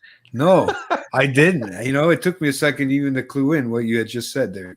Uruguay. Because Uruguay. I know how to say it. I know some people from there too. I know some people from around the world. It's just, it is what it is. I don't think I've ever met a Uruguayan person. Oh, they're fucked up. They're fucked up. They're crazy. Or do I? Do we know? They're people? Party animals. I mean, they're party animals. They don't give up. Well, that's from my Sick Pride Month. And then they do up their whole cars with their flags everywhere. It's friggin' nuts. Yeah, man. People they take a lot of pride. It's for some reason soccer is like the dominant, like it trumps like religion. In South American countries, it's Catholicism and soccer. Yeah, honestly, man. Honestly, it's crazy in South America. Sometimes they go hand in hand. Yeah, sometimes it's the same. Like you got the priest wearing like the soccer jerseys. Like what? Going there blessing the jerseys and stuff. Blessing like the jerseys. Yeah, man. Yeah. I can understand it. I can believe it. Go on. Okay, so let's get into this friggin'. Let's get into the so because this is one of the oldest international tournaments in the world. Brazil has 37 appearances in the tournament, which is quite a lot. They've won it 9 times, which is a pretty good feat on the fact that like these teams aren't as powerful as European teams, but they still so they've won it 9 times. They've won it back. I'm gonna list the years. Okay. So they won it in 1919. So you were about 14, 11? 15, right? 11. You were about 14, 15. You were 11? 1919? They won it back in 1922, 49, 89, 97, 99, 04, 07, and 2019. Oh, they won it more than... That's okay. I'm not going there. Yeah, they won it quite a few times. Some of their best players are obviously Neymar, Fabinho, Thiago Silva, and Casemiro. Okay. I don't understand why, specifically Brazilians. Thanks for tuning in. What, is the show over? Like, what's going on? Hey, I'm just doing it for people that are watching, bro. That's what I'm being thankful for. I'm being thankful. All this for nothing. Hey. You spit on me for nothing. So yeah, for something I've noticed for some strange odd reason, it's a lot of like Brazilian players. They just go by one fucking name. That guy's name is Casemiro. That's it. What's your name? Casemiro. And that's what it says on the back of his jersey, Casemiro. Neymar. Your name is just Neymar. Neymar Jr. Like, no, they have full names. Like, do you remember back at like Ronaldo, not Cristiano Ronaldo, the Brazilian Ronaldo. Okay. Bald guy, buck teeth. All right. I don't know if you remember. He would also just go by Ronaldo. And everyone would just be like, Ronaldo. Yeah, a player called Hulk. Like, yeah, really? The guy called Hulk. Yeah. But they actually have like full like Latin American, like 4 names that they go by, but it's just the one name in the lineup of names that they pick. So what if 2 of them have the same names? Are they able to have the same screwed, name? Or that you're screwed. No, I mean like if they're trying to like I don't know, Ronaldo passes it to Ronaldo. Yeah, that could be what teams would do probably is the commentators, the color commentators would probably call one of the players by their full name. So instead of saying Ronaldo passes it to Ronaldo, they would say Ronaldo passes it to Cristiano Ronaldo. This one here. Pretty Buck Teeth Ronaldo passes it to Pretty Ronaldo. There you go. That's a little bit more of an explanation.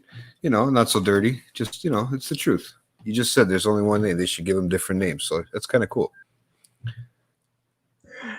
Next on that team, on that group list, we got Peru with 32 appearances in the Copa America that have only won it twice, back in the good old years of 1939 and 1975.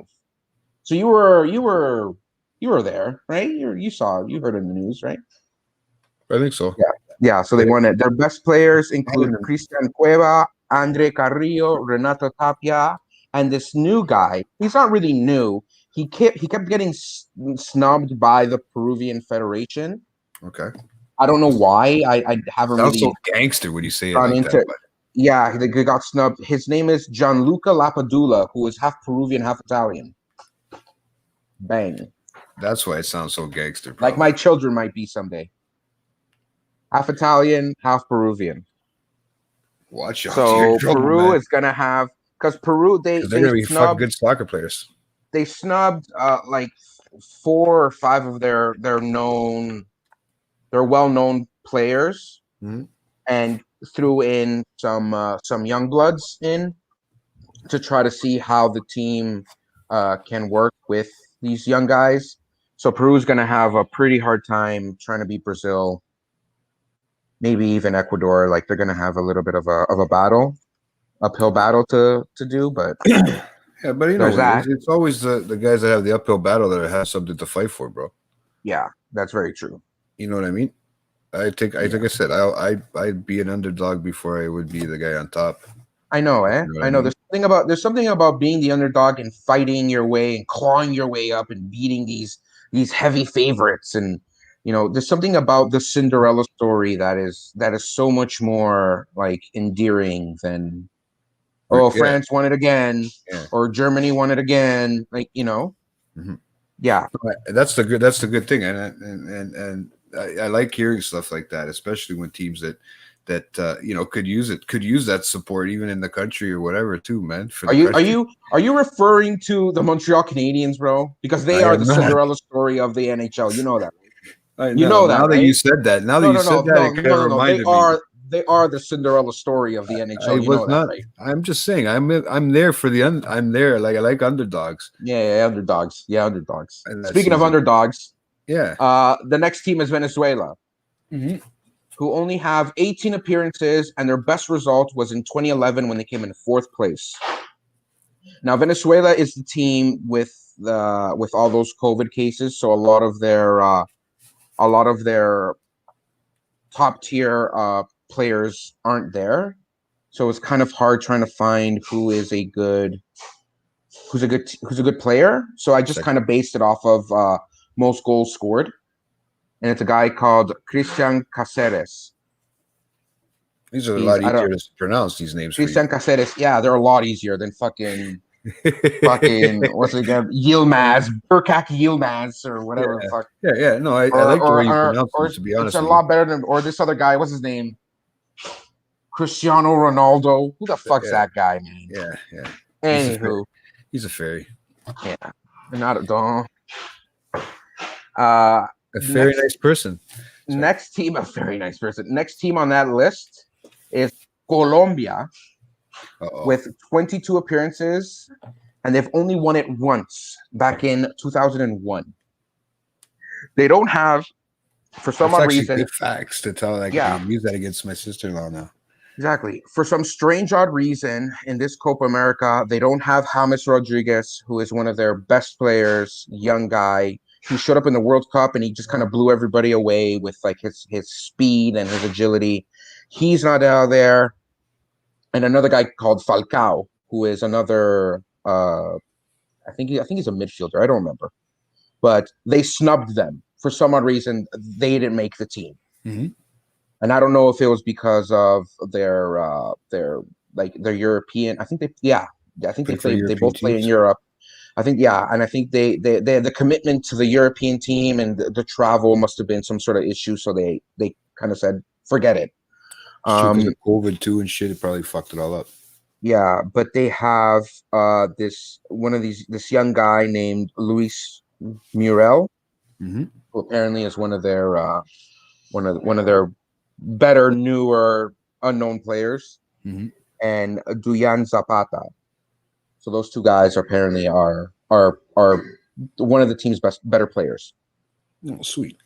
And next on the list we have Ecuador. Ecuador. Everybody's arch enemy. Ecuador. That's right. They have 28 appearances, and their best results were back in 59, so 1959, obviously not 2059, and 1993. They came in fourth both times. Oh, fucking right. The best players on that team is Ener Valencia and Fidel Martinez. Those are the guys. They have again, it was hard trying to find stats on the Copa America stuff, so I just basically wrote down their top scorers.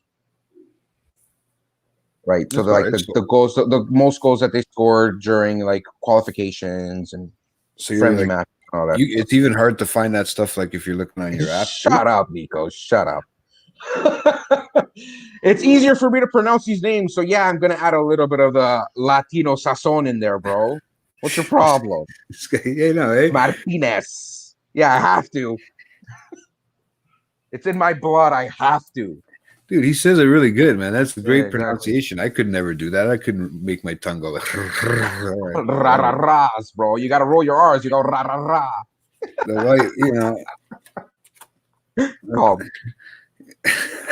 I can't fuck off. You roll your R's.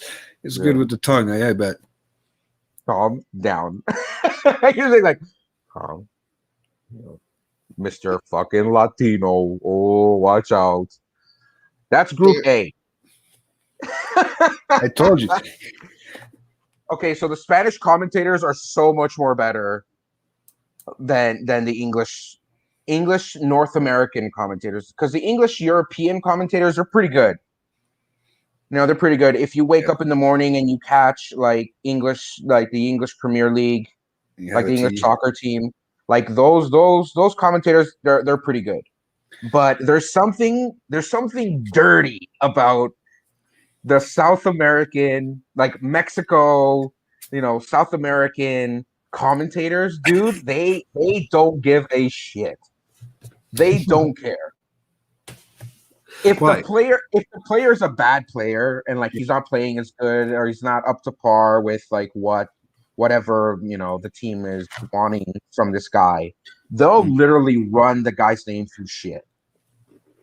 Are you like serious? They'll pull out factoids of like, yo, this guy's a loser. He couldn't even free kick from like the 12-yard line. What a loser. What's this guy's problem? Blah, blah, blah. But all in Spanish. It is amazing. I suggest you watch. Just go on YouTube and just like watch it. Just a short little clip. I'm sure there's. I'm gonna have to check it out. Yeah, I have to check it out. I don't think I've seen it. I can't remember. Like some of the guys are like screaming goal. Yeah, I think it was one Copa America. I don't remember when it was, where the guy would scream out goal, but it would last like 2 minutes. That's crazy. Like whoever takes a shot, and he's the goal.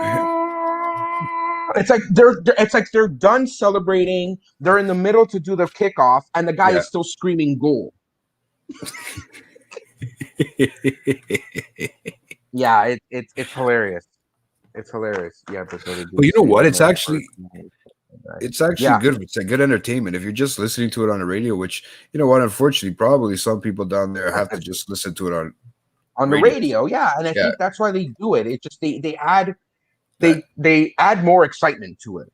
Well, I've always liked listening to any sort of sport on the radio as opposed to sometimes live in person, only because there's no commentary. It gets your mind, like it gets you to vision it. Yeah. And some of them are really good at it. Otherwise, some of them are really boring. And that could be with soccer. That could be with any sport, right? Yeah. Even, even baseball. If you have the right announcer for even a baseball game, it could be exciting. No. Yes. No, it's not. No, try it's it, not. bro. Try I've done it. I've done it. And it's like, I enjoy it. And the first pitch is out, and it's ball one, turn count, no bases loaded, and strike two. You sound like you're making love to me over here. That's how they talk, man. It's boring as shit. No. Okay, go on. Group B. Just because it's not like you guys say it's so gangster, man. Like you guys think the guy's got a gun to his head. What's my favorite telenovela? Oh, fuck. Oh, that's the television. That's the television show. There's so many. Like, I remember one called Ruby. Was it Ruby? I'm getting off track here, but it was. I forgot what it was called. Yeah, I'm turning into you. What the fuck? That's why it's called a chat, bro. It was just over the top, ridiculous, like shit going on in that telenovela. This girl thought that she was like the prettiest woman in the world, and she gets this like hex on her, and she ends up becoming ugly, and it was just a shit show back in the 90s. Shit show. My mom loved it. How just kind of like a Days of Our Lives and shit like that. Some sort of stuff like that. Reina del Sur. I remember Reina del Sur. That's like gangster stuff, though. That's gangster stuff. But isn't it like it's soap operas, basically, right? It's the soap operas. Yeah, they're soap operas. They just say telenovelas because it adds a little more spice to it. Or sorry, Latino. Sorry. Yeah, Latino. There you go. Thank you. I corrected myself for you. So next on the list in Group B. Yeah. Of the Copa America, we have Bolivia. They have 27 appearances, and their best result is in 93 when they won it. Mm-hmm. So good for them. They won it. And I'm sorry, 63. Couple years. It makes a difference, a big difference. Their best player is a guy called Juan Carlos Arce and Marcelo Moreno, who is their captain and their top scorer. Yeah, that's pretty. So that's Bolivia. Yeah. Next, we got Argentina, who has got the second most appearances of the tournament with 44, which is quite a bit, and they've won it a whopping 14 times. Son of a bitch. Yeah, 14 times. So Argentina's always been a powerhouse. Next to Brazil, like Argentina's always had like an intercontinental awards, because the World Cup I think they've only won it twice. Boils down to money too, bro. In all the countries think so. in the world. Well, I mean, Brazil, dude, Brazil is one of the poorest countries in the world, and they have 5 or 6 championships under their belt. Isn't it? And that's World Cup, not Copa America, like intercontinental stuff. It's like worldwide. But I mean, when you say richest countries, it's rich certain ways, and it's poor certain ways, and rich other ways. Am I not right? Like saying, I think the government has the money in that sense.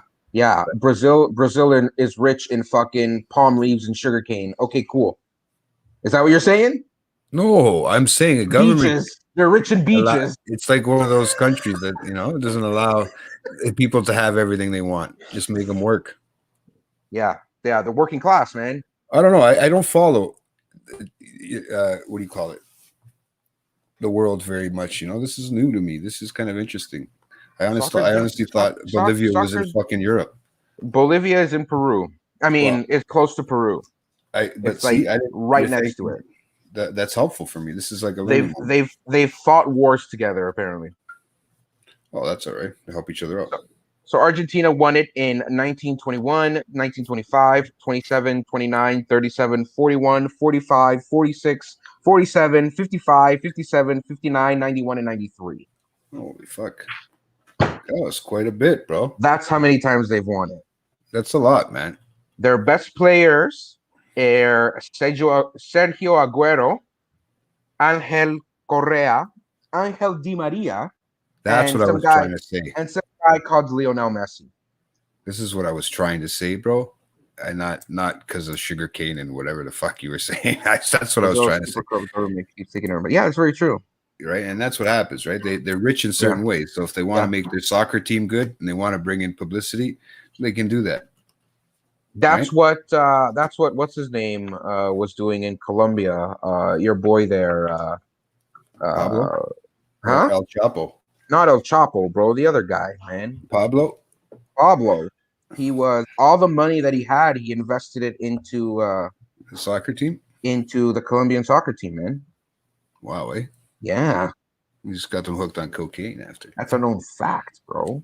That's it. He gives them their money. He pays them, and then he gets it right back, bro. Because he gets Yeah, some but hooks. Brazil is next level. Yeah, that's true. Next on the list is Paraguay. Not What? Uruguay, Paraguay. I just want to know the Not difference. Panama, And how far are they? Paraguay. How far Paraguay? apart are they? Paraguay and Uruguay. Paraguay is like in between Uruguay and Argentina, I think. So it's just like It's like right there. Yeah. They couldn't Yeah, think of another name. they're like full blown. They're like full blown South American. Yeah, Yeah, no, I'm not saying. I'm just saying like they couldn't think of another name. They had to just add a P in the Paraguay. front. I don't know of the history of Paraguay, man. I'm not gonna. No, I'm just wondering. If anybody out there knows, keep going. Because If anybody out there if anybody in the chat knows why Paraguay is called Paraguay, they have 37 appearances. They've won it twice back in 53 and 79. 50. Sorry, my wife just threw out a funny. Paraguay is translated to for Uruguay because para means for. Oh, so they made a country for her, I'm gonna kill myself. like for them. That's what it sums up to. I'm going to kill myself tonight. That's what it sums up to. I love you, Lewis. So they won it back in 53 and 79. Their best player is Gustavo Gomez, who was their captain, and Angel Romero. Some guys see that stuff. I don't know. I just do that accent. Yeah, you know? that I have to say it like that. Next team on this list is Chile. Chile. You better clean that up, bro. Gotta brush my teeth after I say that name. They have 39 appearances. They've won it twice back to back in 2015 and 2016. They won it. Their best players are Claudio Bravo, who is their captain and their goalie. Arturo Vidal, Alexis Sanchez, and Eduardo Vargas. I'll do that one for you. I do that one for you. And last but not least is Uruguay with 44 appearances. And they've won it a whopping 15 times. Wow. Yeah. Another little known fact that the World Cup actually originated. It was first held in Uruguay. They're the first team to win the World Cup back in like 30 something, fucking 28 or some shit like that. So so they've been around for a while. They've won this 15 times. So they won it in 1916, 1917, 1920, 23, 24, 26, 35, 42, 56, 59, 67, 83, 87, 95, and 2011. Holy fuck. Yeah. That's fucking, like, I mean, I know there's only 10 teams, and I get it. Like, I mean, it's the 10 competitive teams there, right? You said in the beginning. So, really, I mean, yeah, most teams would get a lot, right? I mean, it's bonkers. Yeah, it's bonkers. Yeah, Uruguay back in the day was the Brazil of that era. Even though Brazil has a few accolades during those times as well, but they've only won it 9 times compared to 15. Like, holy shit! And their best players are obviously Luis the Biter Suarez, and some guy called Edison Cavani. And that's it. That's my Copa America factoids, man. Yeah, there was. I was alive back then, according to Lewis. Apparently, yeah. You were the one that lit the torch at the first World Cup, didn't you? Oh, first Olympics. Get it right. Yeah, the first Olympics. The first Olympics. They're all naked men. Answer your question, bro. Happy Pride. Happy Pride. That's it, man. Straight up. Suarez is the dirtiest player. You know what? Suarez is a dirty player, but he kind of brings it, man. Like, I don't know. He brings it. Is it South American that gets crazy when it comes to like fights and stuff after soccer and stuff like that? It's on par with like, you know, these bar rats in like Europe. Okay. Where like if you walk in wearing the color, like they'll cut you in half. You know what I mean? Like it's on par. Yeah, people have rioted. I've been in Peru one year. Back when our club team, I think, lost the championship. Okay. And there were people like storming the street. Oh wow. Because they fucking lost a South American non-covered championship. They were gonna fucking burn down places. And it's like, wow. It's like almost like my Montreal Canadiens. Yeah, so it's just like your Montreal Canadiens. Yeah, they started burning everything down. It's just like the Vancouver Canucks that one year they lost, remember? Where all they did was turn over a police car and light a couple plants on fire. Ooh. Oh, this is riot. I know the soccer. The soccer can get really crazy, man. The soccer can get deadly. Dude, soccer started like wars, apparently. Yeah, for real, eh? Yeah. That's how intense it is, eh? And I think in Central contact sport. I think in Central America, I think it was between, I don't know if it was between like El Salvador and Nicaragua, like those countries, like a war because of a soccer match. Well, you know what? It's kind of weird because, you know, you would think of it, right? It's more like soccer is more like a chess match. You got to play smart. You can't really, you know, you're not really, it's strategic, right? So, I mean, you got to hold all that anger and that whatever in. So I could see where it can want to fuck and you can want to kill somebody after a soccer game. You know what I mean? There's no real, it's for a non-contact sport. There's so much physicality, even with just the fans afterwards. You know what I mean? It's kind of crazy. So it's almost better. It's almost more fun to watch the aftermath than the actual game. It's these people. They're just so somehow they're just so dedicated into these teams. It's you know that they like they're so, you know, they bleed whatever team they go for, they root for. You know what I mean? You know how like in hockey, like you do get one of those, you know, one person buys all the merch and he like bleeds, you know, blue and white, and he bleeds it and he loves it and he gets disappointed every year and all this stuff. Just think of that, but everybody in that stadium. Every game, or is it? Yeah. Think that fan, but all around that stadium. That's what soccer is. It's crazy, man. I know. I see it. Like I've seen how the reactions of fans and stuff like that gets so out of hand. I mean, World Cup is nothing compared to what happens more at a club league level, right? Yeah. Well, I think World Cup is just more like a national pride type thing, like, right? Like you can get different when it comes to club teams. When it comes to club teams, like you can have, you know, different races kind of follow. Like I'm a big Barcelona fan. Okay. You know what I mean? Whereas, you know, whoever, a friend of mine likes Real Madrid, and he's Salvadorian and I'm Peruvian, but we like two Spanish teams that are in different cities. Yeah. You know what I mean? So it's like you still get, whereas the World Cup, it's more so that national, like I can't really be Peruvian but be a fan of Hungary. Yeah. You know what I mean? Like, I can be a fan of a player that plays for a club team, so I can be a fan of that player because of the club team. Not so much I'm a fan of England because England. You know, it makes total sense, man. I mean, that's a good way to put it in any terms when it comes to any, instead of world sport, when it comes to at a world level, world class level, when it comes to their club levels and anything, you know. That's why I'm not a Maple Leafs fan. Done. You gotta always come fucking full circle, eh? Bro. Always, you gotta come full circle. The fucking You understand?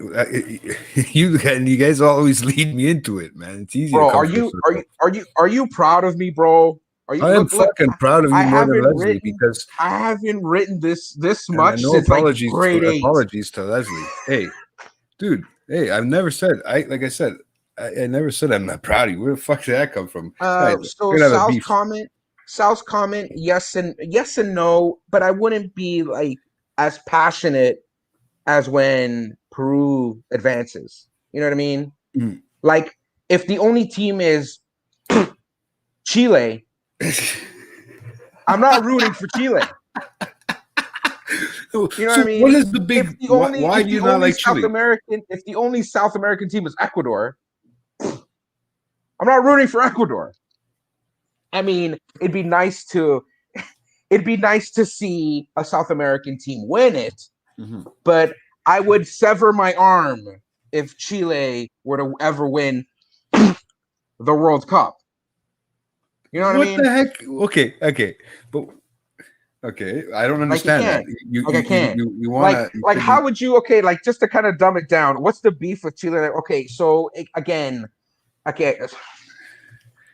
it's just a long history of just like BS with Peru, Chile, and Ecuador. They all kind of we're all kind of step siblings, kind of hate. We like hate each other.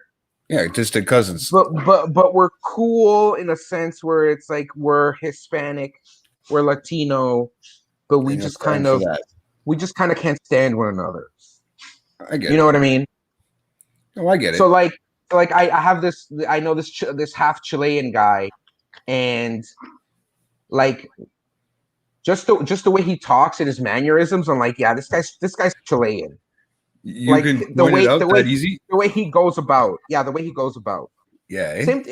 I would want to say that, even though we are all kind of the same culture, yes. We obviously have our differences, right? Like not only in our speech, but in our mannerisms, how we say words. Yeah. So like your own like slang. Our own slang. Yeah. So like if an Argentinian guy were to show up and start talking to me in Spanish, he'd be like, you're either Argentinian or you're from Uruguay, because they both kind of talk the same. It's like having provinces. You know what I mean? Yeah, it's like having provinces across Canada. We all are a little different. You know what I mean? Yeah. Everybody's got their different sort of slang and certain things they say. Some people have. You know what I mean? I totally get what you're saying, and it's just more. It's just more bigger in terms of it's just the country, right? And when it comes to sports, especially the soccer and stuff like that, you ain't gonna let that swing, right? You're like, fuck it, I ain't letting it swing. and for soccer, I ain't cheering for them. Yeah, for soccer, it's like fuck those guys. Like, you know what I mean? Like this guy, but as like a Arturo, country itself, you're cool with like if you had something traumatic happen to the country, like happened a few years back. I mean, if I had to choose between going to Iran or Chile, I would have picked Iran 10 times. Really? You wouldn't even help out your own like Latin Americans? Oh my God. Wow, there's a real beef there. Eh? That goes back far, man.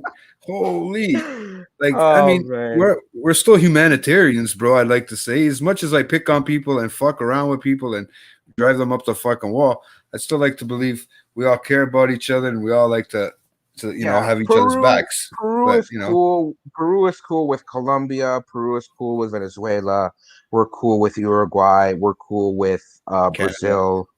We're cool with Bolivia. No, in terms of South American countries, we're cool with them. The only ones we really have beef with are Chile and Ecuador. Seriously? Everyone else we're cool with. But it's just like it's this giant like stewed pot of like, yeah, we're cool with them, but it's like, like you just stay over there kind of thing. You know what I mean? No, I know. I totally get what you're saying, man. I totally get it. Hey, I feel the same about some of my friends, but I don't like a buddy of mine a few years ago, introduced me to this girl that he knew. We had bumped into her at a bar, and she introduced herself, and she's like, "Oh, are you Hispanic?" And I'm like, "Yeah, I'm from Peru." I'm like, "Where are you from?" She's like, "Oh, I'm from Ecuador." And I'm like, "Yo, bitch, get the fuck out of here." And be friends. See you later. Goodbye. Yeah, that's crazy. Good to know you. No, Yeah. Oh, Drunken Lewis is a little too standoffish, bro. no, not drunk. Old Drunken Lewis. Old Drunken Yeah, Lewis. no, he's very much matured since then. He's actually writing notes. He's look at that, Yo, man. Like, I am I am very proud of you, bro. I'm so proud of myself, Frame man. yourself. I honestly, like I said, I was channeling what? my inner Leslie. So to behind get these you, factoids out. behind you, where would you say Peru is? So I would know, honestly. I think that's so cool. I just figured So it out. this is South America, right? Yes. This is South America, Yes. right? Yes. Peru is here. Oh, cool, man. This is Peru. All right. This long strip of shit here is Chile, right? Coming out And of your ass. Ecuador is this little tiny country, like right here. That's Ecuador. And then I think Wow, Colombia's here, and then followed by Venezuela. Brazil is literally all of this. I think Paraguay is here. I might be wrong, because this is Argentina. Yeah, Argentina. I remember that. Paraguay, Uruguay. I don't know, but yeah. It's great, man. That was a geography moment for me because you know what? It took me a little while to realize. What country is this? Chile, no, Canada. Oh man, Blame Canada, bro. They fucking bred me, bro, up here. what shithole country is this? It's right underneath my ass. It's the U.S. of A, baby. Oh, it's all my shout out to all our U.S. listeners over there. Because you know, there's people that actually click on. Yeah, man. You can see some of those stats, and it shows. It shows. Yeah, we do have people that click on, whether they listen to it for a long time or not. After when we upload it, yeah, they probably hear our Canadian accents, and they're just like, "Fuck these guys! They're derp." That's why they're inside. Look at them. They're in fucking igloos. I'm telling you, man. No, isn't it stupid? Have you gone anywhere? Have you done anything now that everything's opened up? No, because they're just gonna be fucking. You know what? I think they blew it out of proportion. Yeah, I was actually in that naked bicycle race the other day. Oh, you were? No? Were you part of it? Could you imagine, bro, having a sweaty ass on a fucking bike seat? How would you pull that off, dude? Oh, JT, why did you tell me that? I know that's part of the news this week. I mean, that was a little thing that I wanted to bring up before the soccer, and I just remembered it now because you asked me if I did anything, and I wanted to know because that's something that's been different since this whole time this has finally got a little bit of freedom. I actually went to go meet my my niece for the first time. I got to touch her, man. That you cute. You could actually, you can go see them, but I mean, it still all depends on like the vaccinations, right? Like you got to be. Oh, it's going to start rolling out, I think. You still got to be careful. Yeah, I think with this week, we still got to be careful. It is what it is. I got to go in there and wash my hands and shit like that and stuff like that. I get it, especially with the kids, right? Yeah, trust me, man. Like you think this weekend was bad? Next weekend is going to be even worse. Well, isn't Father's Day, I think, next weekend? Not only the fact that it's going to be Father's Day next weekend, is the fact that all the people that were kind of a little standoffish or a little put off with, they're opening everything up so early. Like, no, I don't want to go out. All those people are going to go out next weekend because they're going to see how everyone else went. Mm-hmm. They're going to see how everybody was at patios and everybody. Next weekend, everyone's going to go out. Well, it was ridiculous, bro. I driving up Yonge Street, and they literally had that lane. They only had it down to 1 lane north and 1 lane south. So now you have that other extra lane blocked off because of people's patios and the walking. Patios, they push outwards to the street. Yeah, it was fucking nuts. I mean, it's crazy, and I think Pride is coming up. They didn't cancel it or anything. They were talking about it, but I don't think. I think the parade is still going canceled. Is it? But they're I think so, man. Because I haven't heard. Down there yesterday, and he was living it up, bro. He was down there actually on Church Street.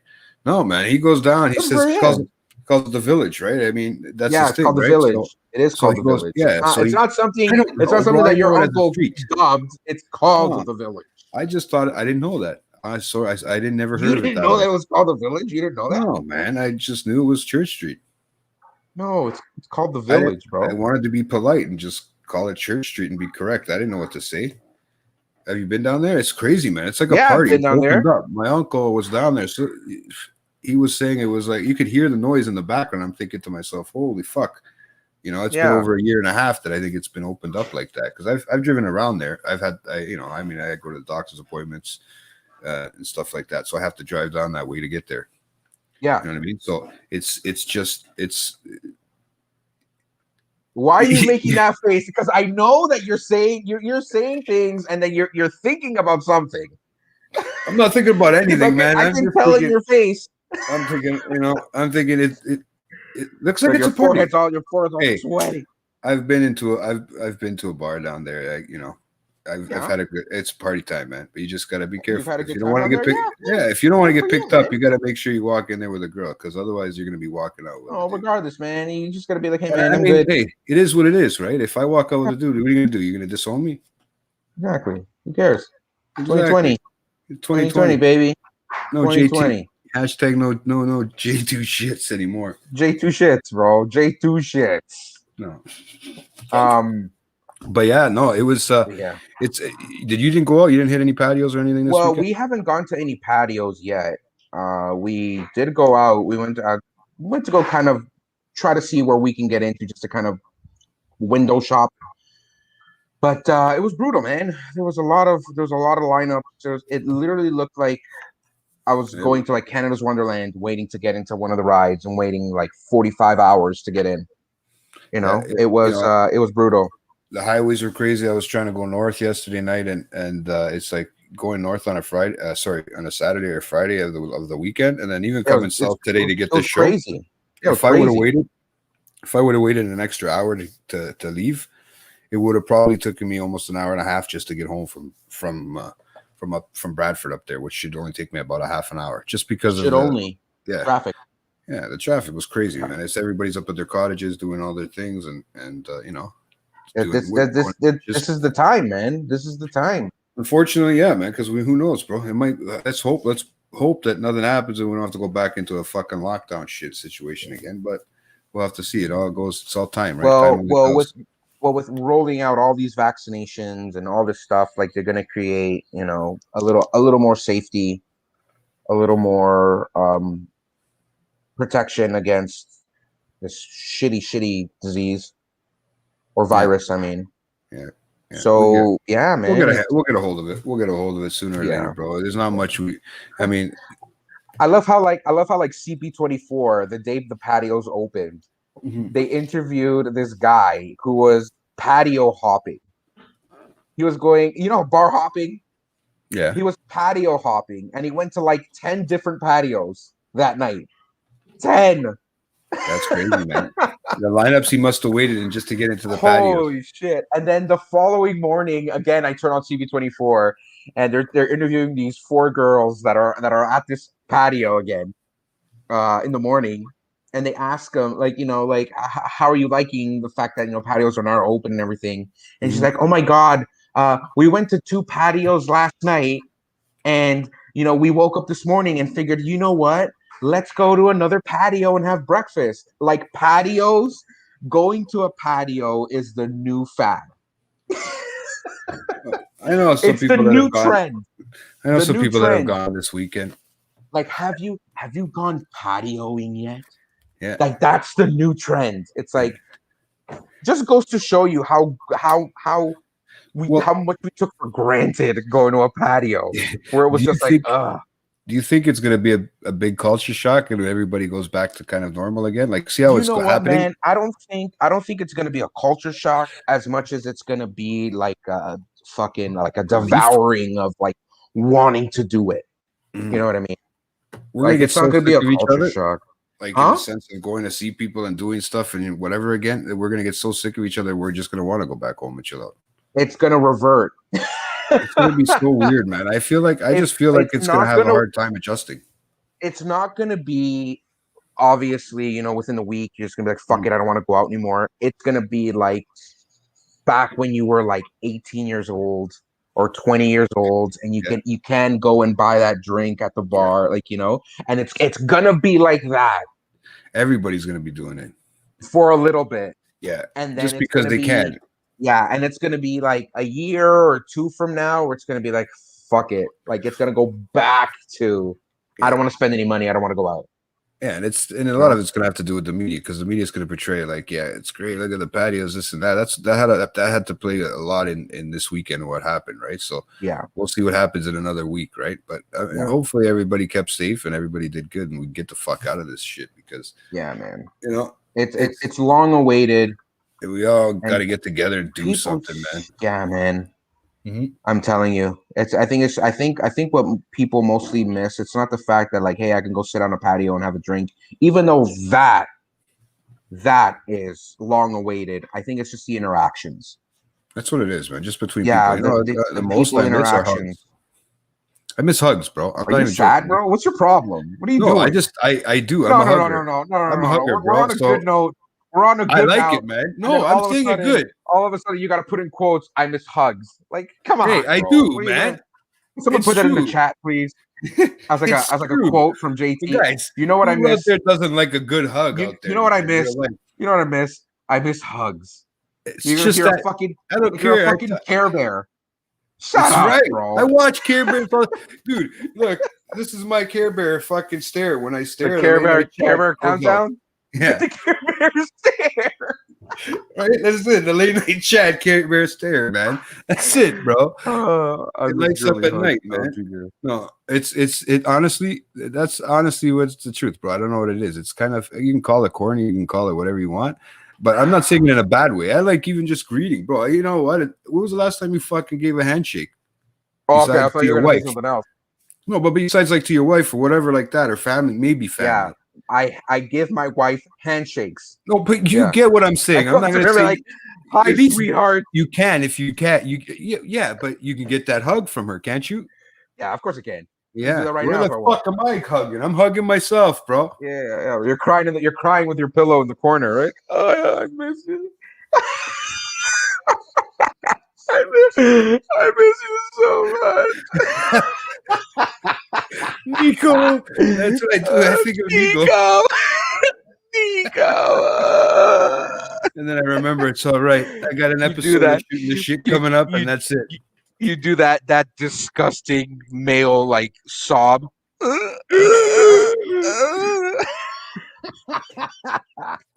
That's what it is, bro. Call me a pussy, call me whatever you want, man.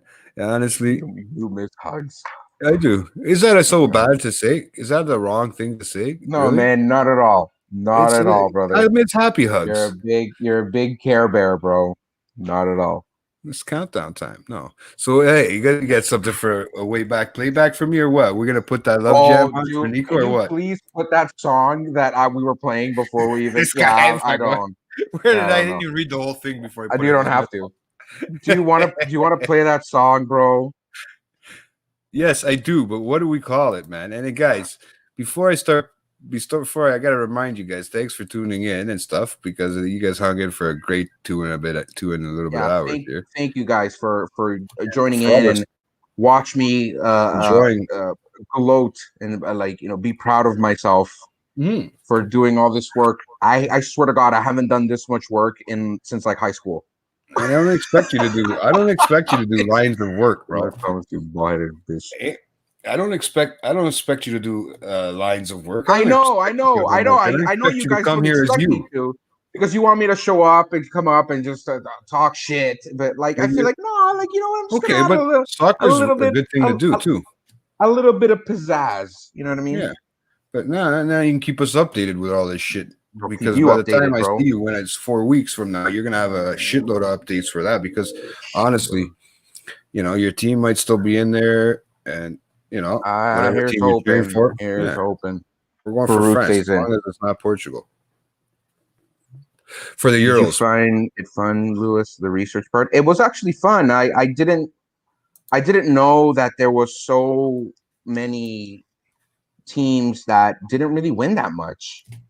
Like you think Germany, like holy shit, Germany is because I think it's the fact that the World Cup is such a grand, it's like such a grand stage compared to the Euros. The Euros are basically like team warm up for the World Cup. Okay. Right. So you look at teams like Germany that have only won it twice, but they have like they're a powerhouse. They're like Brazil. Yeah, they're like a powerhouse. They have 5 or 6 World Cup accolades, right? So it's like you would think, you know, they would blow the Euros out of proportion. You know, but I mean, it's been always consistent. It doesn't mean they win it every time. Yeah, that's very true. And as of late, they haven't really been winning very much. They haven't. So I think they might need to start looking at different coaching, right? No, it's not even different coaching. It's the younger guys, right? Yeah. And to get the younger kids in, because there are tons and tons of like young talent out there. And for like the group stage, for the world stage, there's a ton of all these kids growing up now, 13, 14, 15, 16, that are looking up to like players like Messi and looking up to players like Ronaldo, and they want to be them, right? Like Ronaldo broke the scene when he was like 15, 16 as well. So it's like, you know, now, you know, Ronaldo scored 40 goals before the age of 20. This young kid is going to come in 17 years old. He wants to beat that record, right? So there's always going to be somebody wanting to be better. Yeah, man. And it all starts as, you know, from when you're a kid. So as everybody's different generations come up, see it, they want to do it, and they get better and better, right? Every year. So it gets harder for the older people to keep up. Like me, you know, I can't play soccer like I used to. Well, I mean, it's just that's the thing. It's just a commitment, right? Like if you're into it, you're going to check up on it no matter what, right? Like, just like hockey. Like you're going. Oh, you know, even if let's say you don't watch any of the regular season, you're still gonna try to tap into it from time to time. Oh, you know, the Canadians won tonight, or like this and that. You know, they traded this guy, and this young guy is coming up, and he's apparently a great goal scorer. Like, you know, there's always little things that you latch onto. Yeah, and they keep it in the news and stuff. It'd be nice if they can keep that like you said, South American more. I hope so, man. I hope so. With TSN and stuff, hopefully it gets them more notoriety and stuff like that. So, you know, that's what they need, right? I mean, it'd be good because it's good to just watch. You know, we're always following, like you said, Euro. So maybe it's time for a change, man. Maybe it's time to initiate more so, because like I think compared to European soccer, South American soccer is like one of the biggest in terms of fans. I think fans and competitiveness too. Fans in numbers, because a lot of Middle Eastern teams like Saudi Arabia, like all those guys, there's a lot of money going into those teams. There's a lot of guys that are leaving Europe to go play in Saudi Arabia. You know, they don't have to play as hard. They don't have to work too much. Yeah, but because of their name, they get paid. You know, they get paid quite a bit. Of course. So I mean, that's kind of starting as well. Soccer in like Asia, it's always been consistent in Asia. Yeah. But I think just the people in Asia, they're a little more. They're not as like in your face, like compared to like a South American. Yeah. You know what I mean? Like compared to like a South American fan, like they'll paint their face and they'll like go crazy and they'll rip their shirts and shit. Yeah. But they're a little more of a classier act. And the alcohol.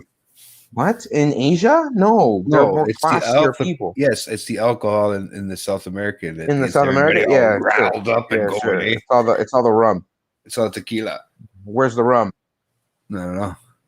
The rum's in Jamaica. Okay, I'm trying. You okay, good. Okay, you're gonna play my song or what? Yes, I've been waiting for you to tell it. I just wanted you to you started answering questions. Can you search it up? Yeah, I'm here. I'm waiting for you, buddy. You have it? You have it? Guys, fly like an eagle, bro. Oh, here we go. Yeah. It's by Seal. That's your jam, bro. Oh, by Seal, that's what you want? Seal. Yeah. Yeah. You know how to spell seal? Yeah. Seal, bro. just because that new Space Jam is coming out, and I fucking hate that LeBron James is. And you hate what? guy. LeBron James is doing it? I hate it. I'm not a fan. Man? I'm not a fan. I hate it. I'm trying to do Still there. I'm trying to do for the soccer fans. I'm trying to do the Bruno Fernandes over here. Is that what it is? He's got like a comb over. He's got like a comb over, but he's got like short on the side. I'm trying to do the Bruno Fernandes, bro. Me too, bro. You're trying to do the fucking bald man Seal over here. Hey, my face doesn't look like it's been through a fucking machine, dude. Relax. Hey. Play my fucking song, bro. Hey, all right, guys. Don't forget to tune in, man, on tomorrow's episode dropping. And they did tomorrow. It's the Dragon Ball cracking packs with Nico and P, and they're going to reveal some special card. I don't know what it is, but you'll have to wait and tune in tomorrow. They're gonna reveal the Dragon's balls, bro. Yeah, they're gonna reveal my balls, and then the comic calls too, guys. Don't forget to tune into those because they come out every month, and Nico puts a lot of reading time and effort into that. So every time he tries to read and stuff, you know what I mean? What am I supposed to do? I always text him and bug him while he's trying to read. So what are you gonna do? But thanks everybody for being here all night, and we'll talk to you next time on next week's episode when I'm talking with who the fuck am I talking with next week? Oh, you don't even know. I'm so lost right now, dude. Shit. You don't even know. I can't even remember who it is, bro. Next week. I had Rob, you, and then I think I'm back to Julie next week, guys. It's you TikTok time. Yeah, I know it is. I didn't want to check the calendar. I wanted to think of it in my head, guys. So don't forget. It'll be TikTok time because I haven't seen he even had to correct me here. Thank you, Nico. All right. Yeah, Julie. Yeah, Nico. He's not even on the show, and he knows. But okay. But it's because he's there, bro. He's regardless. If I do the Care Bear stare like this on the screen, he knows it's like Batman for him, bro. He knows to come on screen. You need to get a photo of Nico, like a picture of Nico, and frame it and put it in that little background spot right there on your left hand side there. Yeah. You just gotta mount it like. And he phrased right up there, on me so that he's over your shoulder. You know what I mean? He's blessing you. He's blessing me. Okay. He's always giving me my blessing. He's always giving me my blessing. I told Nico that I was thinking the first time I was gonna host the late night chat show, I wanted to get t-shirts with his face on my chest. Like George Costanza? Yeah, like George Costanza, but Nico's face. But I know a guy that can do shirts. I didn't have time. I want to do that. I have to go through like Facebook and get like the most obnoxious photo of him. It's hard. He's a very not photogenic type of person. But I gotta do it. There's a lot of YouTube videos with his photo out there with his face on there, so we can snap it. Do it. I swear I'm gonna do it. We'll get it one day. You gotta get it for his like wedding or something, bro. Whenever he gets married, we'll all show up in those. That'd be hilarious. No? That'd be hilarious. All right, guys. So thanks again for tuning on. Don't forget tuning in. You guys can tune out now. But if you tuned out in J2, hashtag J2 shits. And J2 shits. Here's the song dedicated to Nico from Lewis. All right, guys. Have a great night. I love you, Nico. I love you, Nico.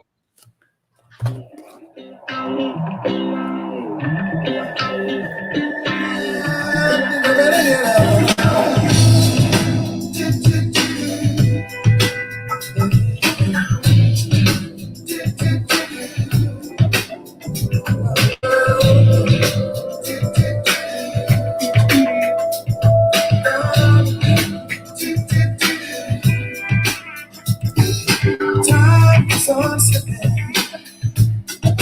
into the future. Time is on slipping into the future.